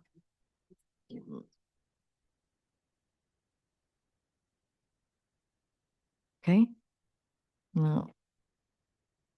I have a motion that bylaw number 2026-053, being a bylaw to amend the Township of Seguin zoning bylaw number 2006-125, property roll number 4903-003-003-00605, R 2025-014, F for Jacques, is hereby deemed to have been read a first, second, and third time and passed by council. I need a mover. Ted. Seconder. All in favor? And that's carried. Oh, okay. This is the consent for the same motion. This is a motion that Council of the Corporation of the Township of Seguin does hereby grant provisional approval to consent application number B 2025-029-F for Jacques, subject to the conditions set out in the decision. Could I have a mover? Ed and Terry, all in favor? Councillor Adams, did you vote? You're not voting on this? Or are you abstaining? So 1, 2, and we've lost Councillor Finson. Okay, Gail, do you vote in favor or against this? Sorry. Like really confused at what I'm supposed to be voting for here. I'm sorry. This is item number D. No, it's not. C, sorry, C on Jacques. And Taylor can take us through what it is. We have a mover and a seconder, and this is the consent application that goes with the preceding motion. This is not Russell Springs. Okay. Are you voting in favor? Yeah. Okay, it's carried. And the abstention is Adams. And that is carried. Okay, we move on to Ontario Corporation. I have a motion that bylaw number 2026-042, being a bylaw to enter into an agreement with 2833823 Ontario Corporation related to an agreement under Section 51(26) of the Planning Act, RSO, as amended, file number ARG 2026-0003-H, is hereby deemed to have been read a first, second, and third time passed by council. Councillor Adams. Okay. Lauren, do you want to tell us a little bit about this one? Thank you, Your Worship. This is more of a technical item. Council recently granted provisional consent approval to permit the creation of 2 new rural lots off of Nipissing Road. A condition of approval at that time was that the owners enter into a consent agreement with the township. So the passing of this bylaw today will allow for the agreement to be executed and for that condition of consent to be satisfied. Thank you. Does council have any questions? All in favor? And that's carried. Are you abstaining again, Councillor Adams? Okay, okay.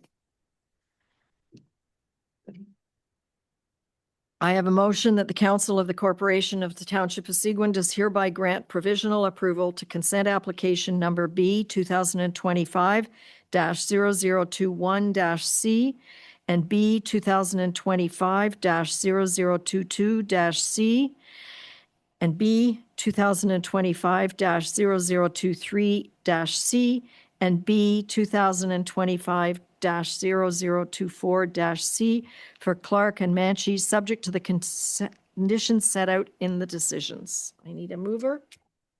Terry. And a seconder. All in favor. Thank you. And that's carried. Um,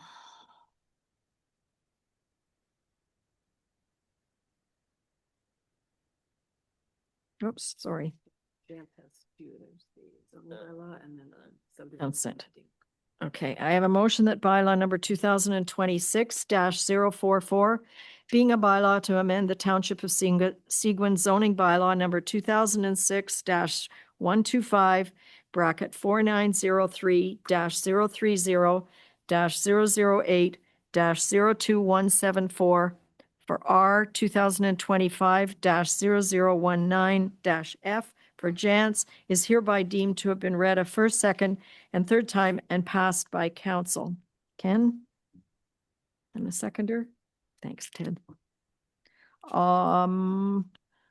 This one is Lauren again.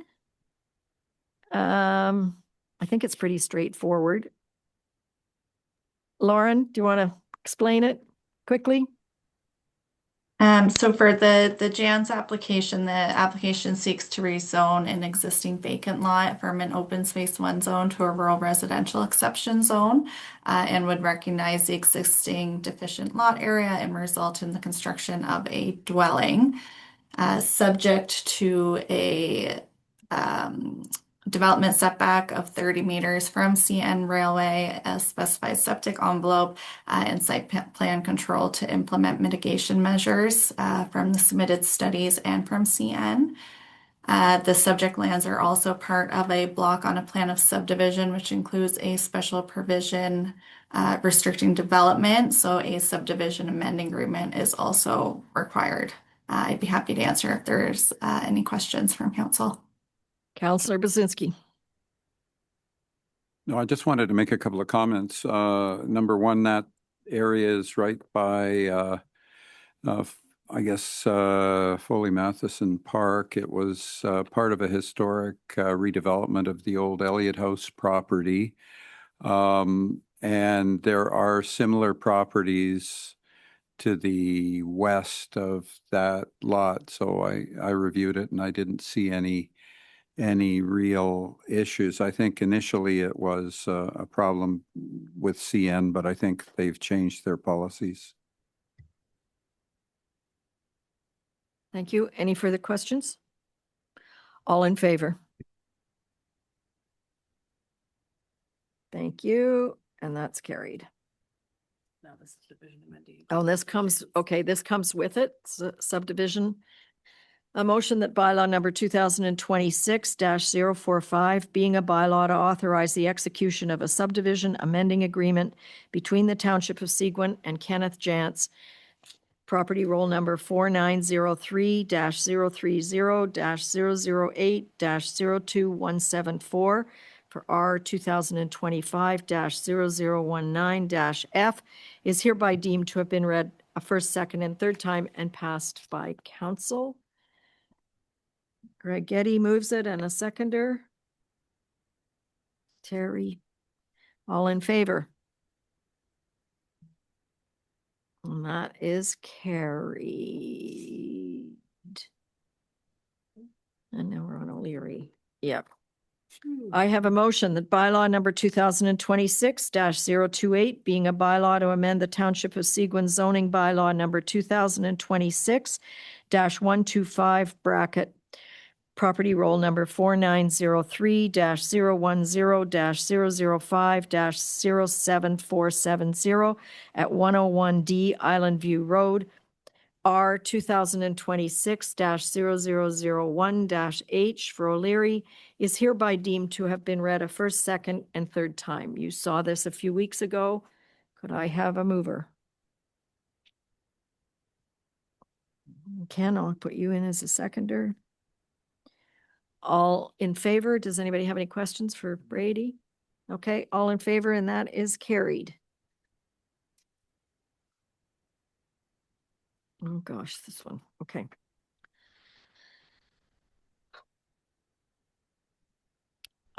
This is a motion coming back to us. Motion that bylaw number 2026-051, being a bylaw to enter into a license agreement between Elizabeth Proctor and Margaret Wilson Michelle Charland, Peggy Charland, and Justin Charland, Richard Tyson, Reese Tyson, Jeremy Lamar, Amanda Wright, and the Corporation of the Township of Seguin for the part of the original shore road allowance in front of Goldfinch Road and part of the bed of Black Gilbank Lake in geographic township of Humphrey, now the Township of Seguin, is hereby deemed to have been read first, second, and third time and passed by council. This is a renewal of the dock that these people use to get to their cottage. Do you have a question? No. You're going to move it? Terry Fellner, and a seconder. Ken. All in favor? Thank you. Planners, you've been busy. And now I'm going to welcome Forrest. And we have a very detailed report on the strategic initiatives. Over to you, Forrest. Good afternoon, Mayor, Council. It's my pleasure to come to you for an update, I guess the first since October of last year, and I guess give a organizational level update on how we as staff are implementing the community strategic plan. Again, to emphasize, per the report, everything in the operational plan relates to the strategic plan, but there will still be outstanding work to complete and move forward with the strategic plan for items that aren't necessarily in the operational plan at this point in time. With that being said, I think you'll see staff have been very busy in advancing various aspects of the strategic plan through a lot of different actions you'll see in the summary sheet. I think one of the bigger things is from my perspective, as I'm delivering this to you this afternoon, is hopefully in the coming months, we'll start developing a more interactive way for council to track and review how staff are progressing with the strategic plan, similar perhaps to the waste management strategy dashboard that we created. And with that being said, I'm happy to either answer any questions around the report, the spreadsheet, or to help facilitate or direct questions to staff on their specific items. Council have any questions? I will ask you, the natural asset inventory, you've renamed it into a great big long name. Can we shorten that a little bit? Through your worship, if it were up to me, perhaps, but because this is a regional initiative and I didn't name it, we can call it whatever we want internally, but I think for now, regionally, they'll be referring to it as BMAPs. Okay, thank you. I wondered where that had come from. And just operationalizing the youth and senior engagement plans. We heard a little bit today about the biosphere. But I guess I wonder how we are funding those the operation of those two plans.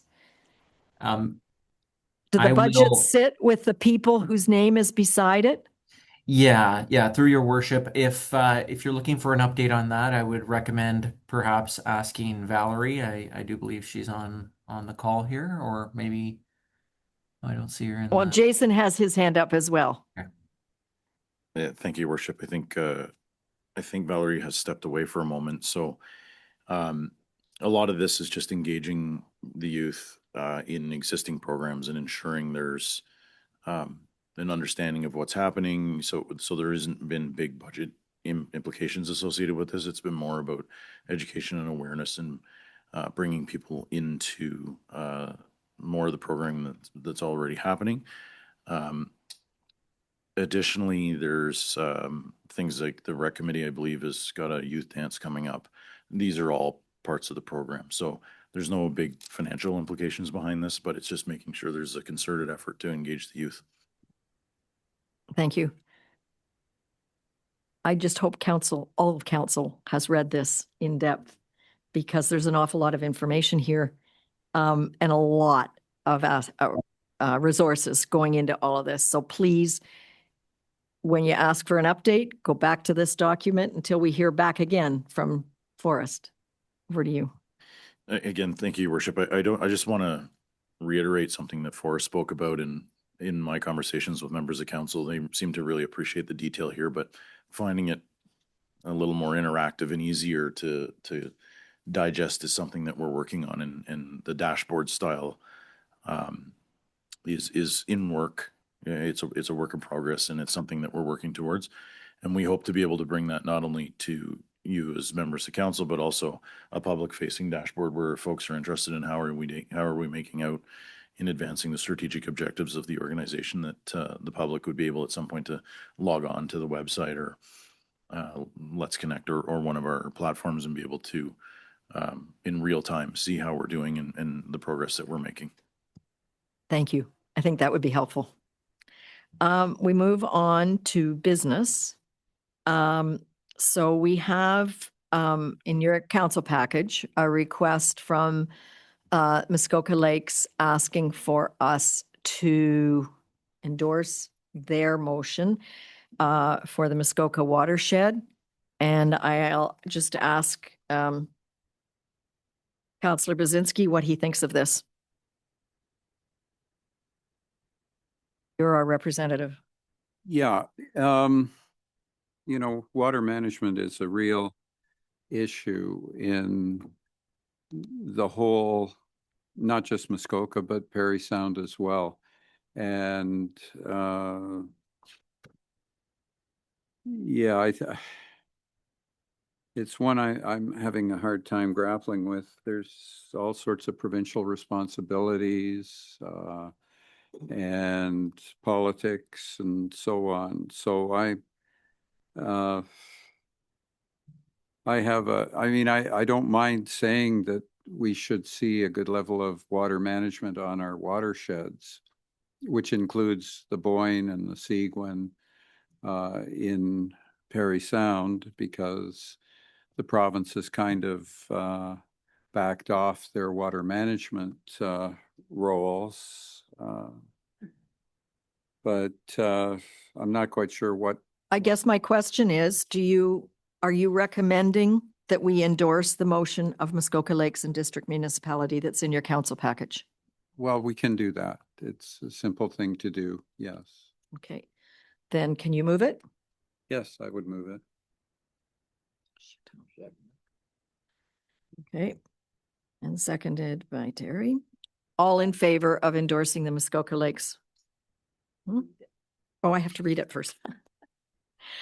I have a motion that the Council of the Corporation of the Township of Seguin does hereby support the Township of Muskoka Lakes Council Resolution C-3-13, 13th of May, 2026, copy attached hereto as Schedule A, and the District Municipality of Muskoka District Council Resolution 56-2026, copy attached hereto as Schedule B, regarding the significant and damaging flooding and the Muskoka watershed management.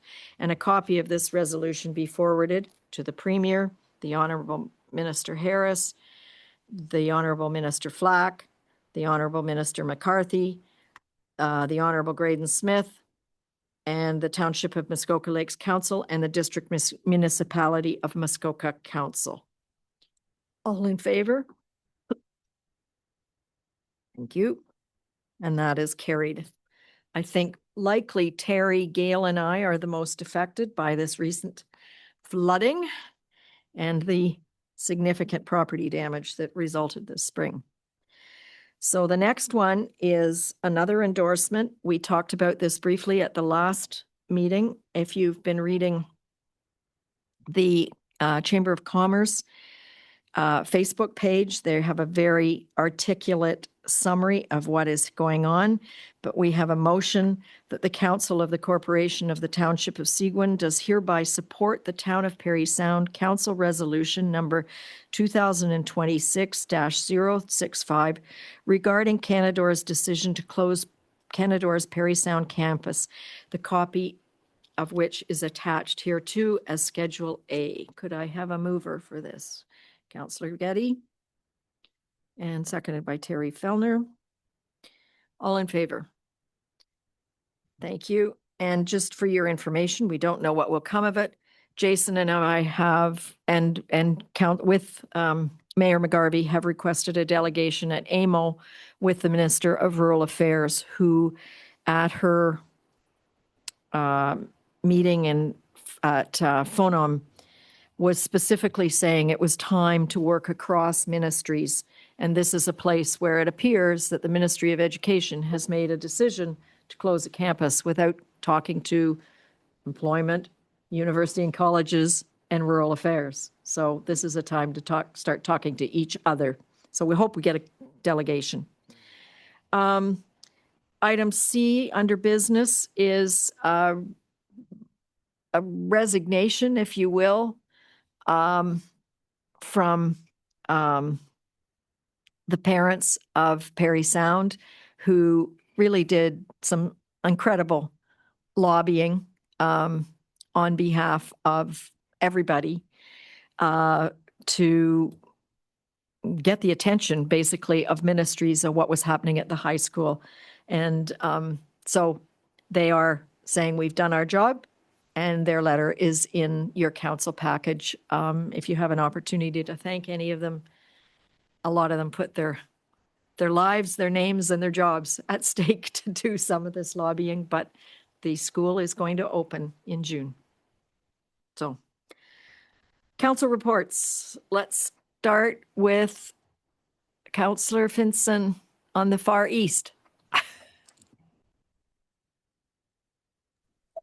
Hi.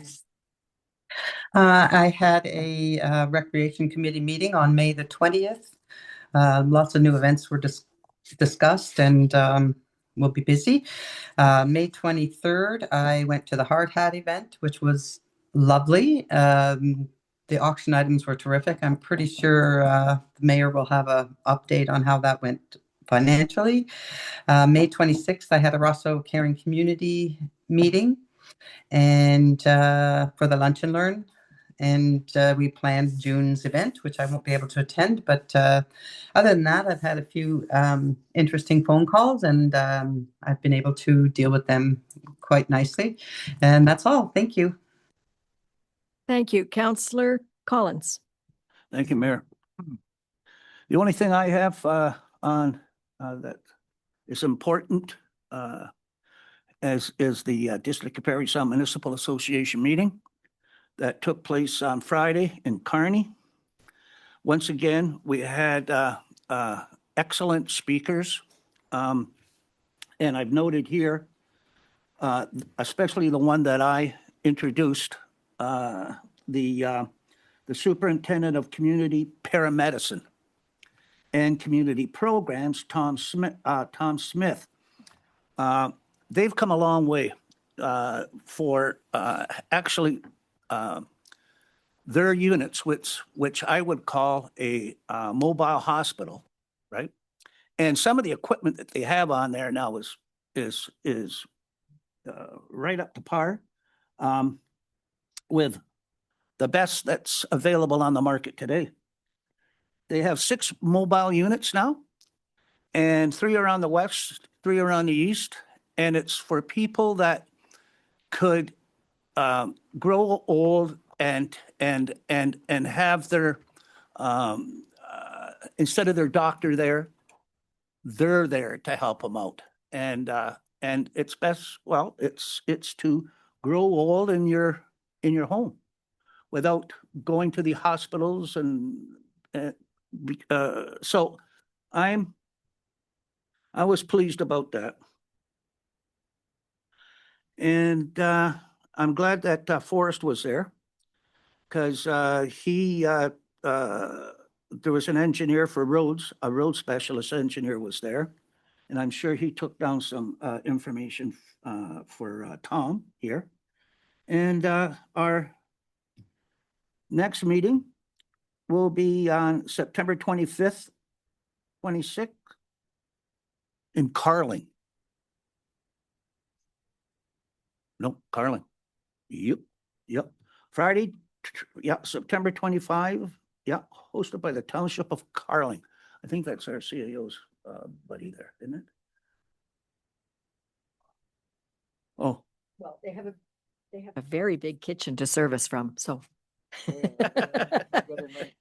Okay, they got good food. Counselor Fellner. Thank you, Mayor. I as well attended along Councillor Vincent the rec committee meeting, and there's indeed lots of events coming. Lots in the committee itself is working hard to add new events and to make success of the existing ones and grow on it. And congratulations to Councillor Getty for taking on some work with regards to the annual car show that'll go ahead this year, which is much appreciated. So hopefully we can help them as much as we can. I as well was at the hard hat party for the pool. It was, I'm not going to speak too much about the fundraising aspect of it, but it was sold out. It was over 200 people that were there. What impressed me was two things. Where everybody was from, right? There was people from one end of this region to the other, lots of Seguin residents, lots of Seguin business people. But then again, there was lots of people from Carling and McKellar, lots of McKellar people from all over. And they were all super, super excited about the facility. And I guess the one comment I got was, this place is a lot bigger and a lot nicer than what I thought it was going to be. So to me, it was a resounding success, and the word's getting out, I think, which is great. It's been a short couple of weeks since the last time we enjoyed each other's company. So that's about all I've got to. Oh, and the lake's down 18 inches from the, from the peak. Councilor Getty. Thank you, Mayor. I also attended the rec committee meeting, but not as a member of the committee, as a representing the Rosso Classic Cruise, which will be going on the Saturday of the August long weekend. And I'd like to thank the committee. I think very well organized, runs well, and it was a pleasure. I've been there twice now with myself and Tony Hockrig, and thank you very much for all of the assistance moving forward with the project. I attended the Rec Master Plan open house that was held down at the Humphrey Arena. I was able to attend the Pride flag raising today with the students from Humphrey Public School and the mayor. I'm sure she'll speak in regards to that. I'd like to give a shout out to our fire department. On a personal note, we had to use them. We had to have them attend our home on Friday night. The professionalism, the response, the service was excellent. But I'd like to use it as an opportunity for community information that what happened was we had a tree that had come down in a storm. It eventually slid off another tree and began laying on the hydro lines. Did not break the hydro lines. But after 4 or 5 hours of sitting on those lines, the tree actually began to burn. So I've spoken to Chief Carroll, and the recommendation, please do not be afraid. If you have a tree come down on your property and lands on the hydro lines, do not be afraid to call the fire department. They would rather you call them then. They can come out and assess it, and if need be, they can have hydro in to shut off the hydro. But they were able to get hydro there. Within 20 minutes, the line was shut down, and they were able to organize somebody coming back within 24 hours to remove the trees and put it back up. But more from a public safety aspect, don't be afraid to call the fire department if you have concerns. Thank you. Councilor Bazinski. Thank you. I also attended the meeting in Kearney. It was a very well-attended meeting, and it was very informative. So I had a good time. One issue that's come up just recently has been that CP Rail has gone around providing notices to people on the Otter Lake Road that they are going to close the road from 7 a.m. to 2 p.m. over 2 days to do routine maintenance. And I received a number of calls and emails regarding this, and I talked with our Director of Public Works and copied our CAO. And the Director of Public Works has sent back a response to CP Rail. And the bottom line, he said, was closing this from 7 a.m. to 2 p.m. over 2 days to do routine maintenance will not be accepted. And that is because what happens if there's an emergency, fire, ambulance needs to get in. So I think that's a township policy. And I don't know if Tom is on the line. He's not. Okay. So anyway, I'd like to give a big shout out to Tom for taking this on and moving with it. And hopefully he can get back to us and tell us what's happening, because there's still a lot of people that are quite concerned. You know, there are quite a few people that are permanent residents that are in the Otter Lake Road going all the way down to the marina. Anyway, that's my report. Thank you. Councillor Adams. May the 20th, I attended the Recreation and Culture meeting. May the 28th, there was a museum meeting by Zoom. May the 29th, I attended the municipal meeting in Kearney. And there was a couple of topics I enjoyed. The budget reserves, that was interesting. And I enjoyed the engineer discussing the roads and unassumed roads and stuff like that. It was very interesting. That's it. Okay, thank you. Going through my calendar, May 21st, I was at a 9/11 budget meeting, and the audited statements for our 911 were accepted. People have mentioned the sneak peek hard hat party, and up until that day, I didn't do much else. We grossed about $90,000, and we'll probably be net about $50,000 in the 3 hours. All of the auction items were sold above their basic value. And I think people did have a good time. We lost a few people because of the weather. People on islands couldn't get there because of the wind, both on Lake Joe and Georgian Bay. Dale Robinson, the mayor of McDougall, set out and turned back because of the waves and the size of them on our brave CAO did make it, but he came home sick, I guess. Anyways, it was a big event, and you know, I heard a lot of people say this is a game changer for the region. Just what this building will mean, and it from the street it looks like a little bungalow. When you get in, it's big, and it's pretty impressive. And hats off to Ball Construction for cleaning it up and getting it ready. As early as the morning of, the fire marshal was there saying, "Where's all your bathrooms? Where's this?" Not one person used the 6 Johnny on the spots that we were forced to order. So anyways, we had them in place. The 28th, I was at the Parks and Recreation Open House. Interesting who attended. An awful lot of people that owned boathouses on Rosso Bay were there. And that night was the EMS spring meeting. We're on track to do the switch over to 911 with Bell. In fact, we're ahead of many other regions. The 29th, last Friday, was the district meeting in Kearney, and it was very well attended. And something I gave you a peek at the last council meeting is now very, very official. And you will start to see, you can now book a ticket on the Flixbus that leaves from Union Station to Parry Sound Area Airport starting June 8th, which is next Monday. The price is $32 and some cents, I don't know how many, one way.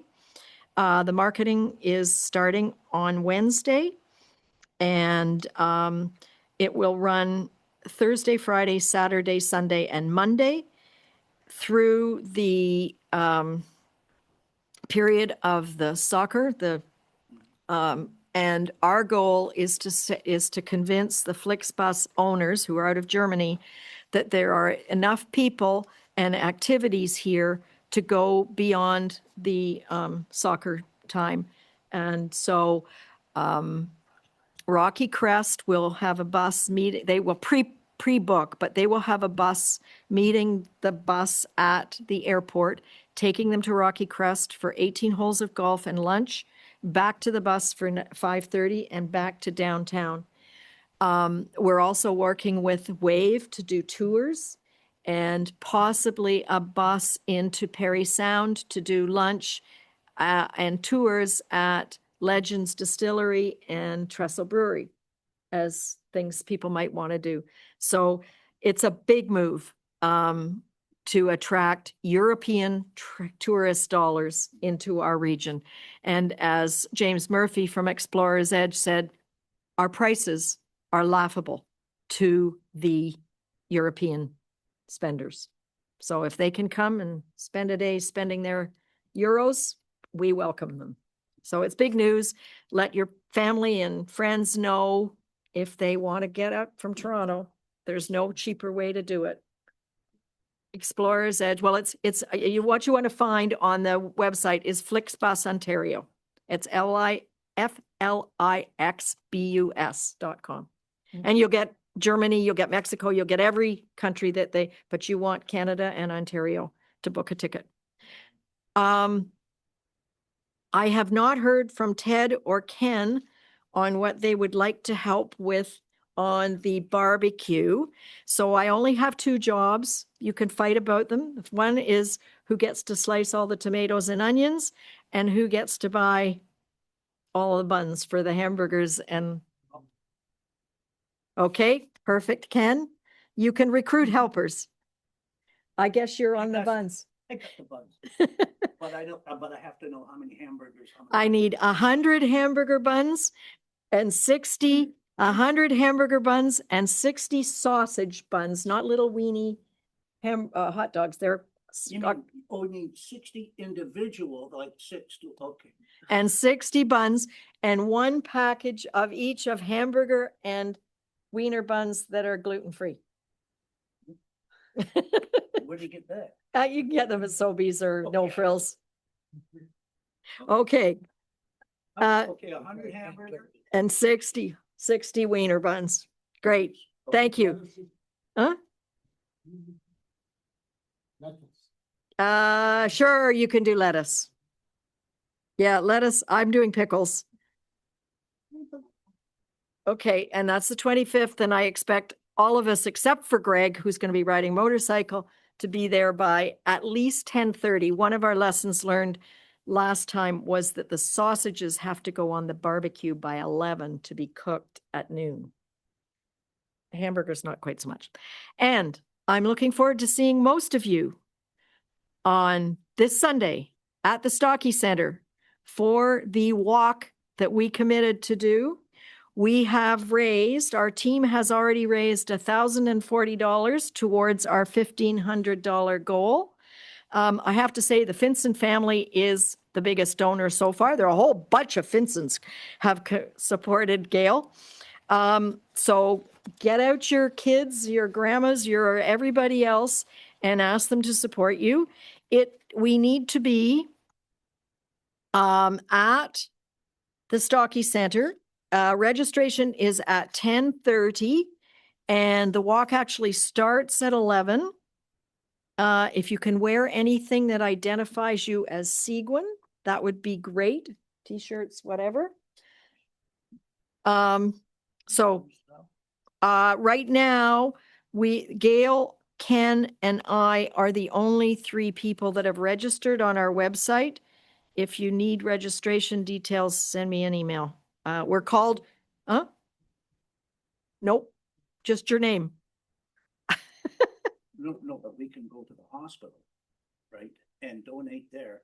Yeah, but and say, put it on Seguin's. yeah, our password is Team Seguin. Team Seguin. with capital T and capital S, all one word.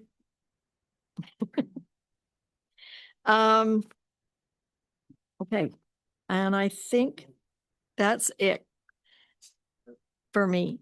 Over to you. Thank you, Your Worship. As we all know, June is Pride Month. Thank you to the staff and council members and students from the Humphrey Public School who joined us to raise the pride flag today outside the municipal office. This gesture aligns with Seguin's commitment to creating a safe and welcoming community for all.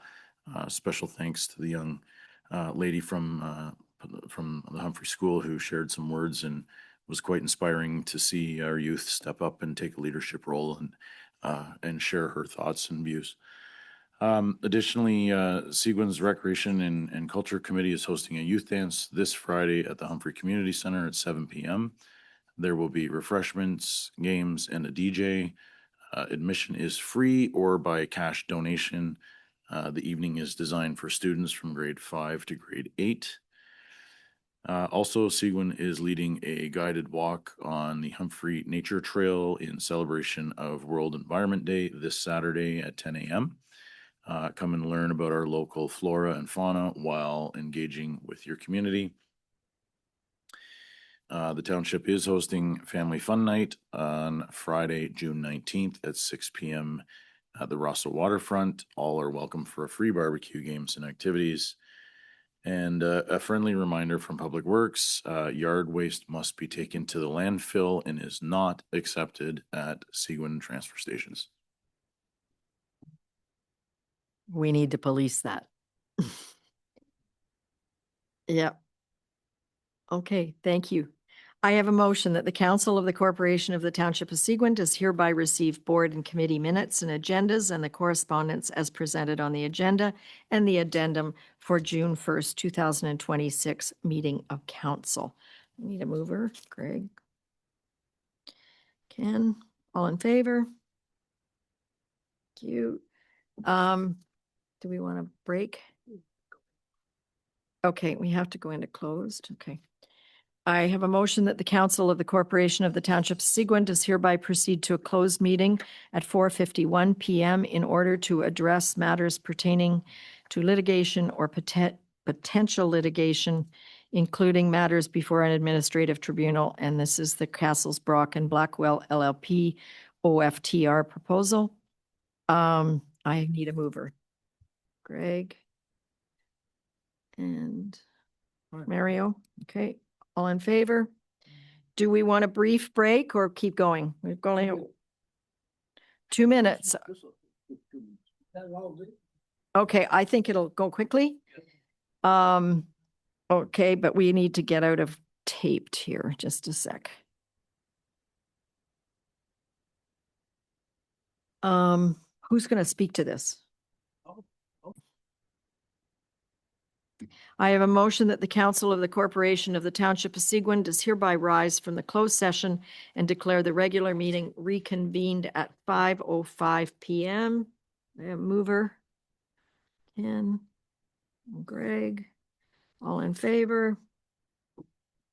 Thank you. And I have a motion that bylaw number 2026-055, being a bylaw to confirm the proceedings of meetings of council, is hereby deemed to have been read a first, second, and third time and passed by council. Mario and Kim. All in favor? Carried. And I have a motion that the Council of the Corporation of the Township of Seguin does hereby adjourn this meeting of council at 5:06 p.m. to meet again on Monday, June 15th, or at the call of the mayor. You'll move that one. Okay. Done. All in favor? Who am I going to see on Sunday? Well, you're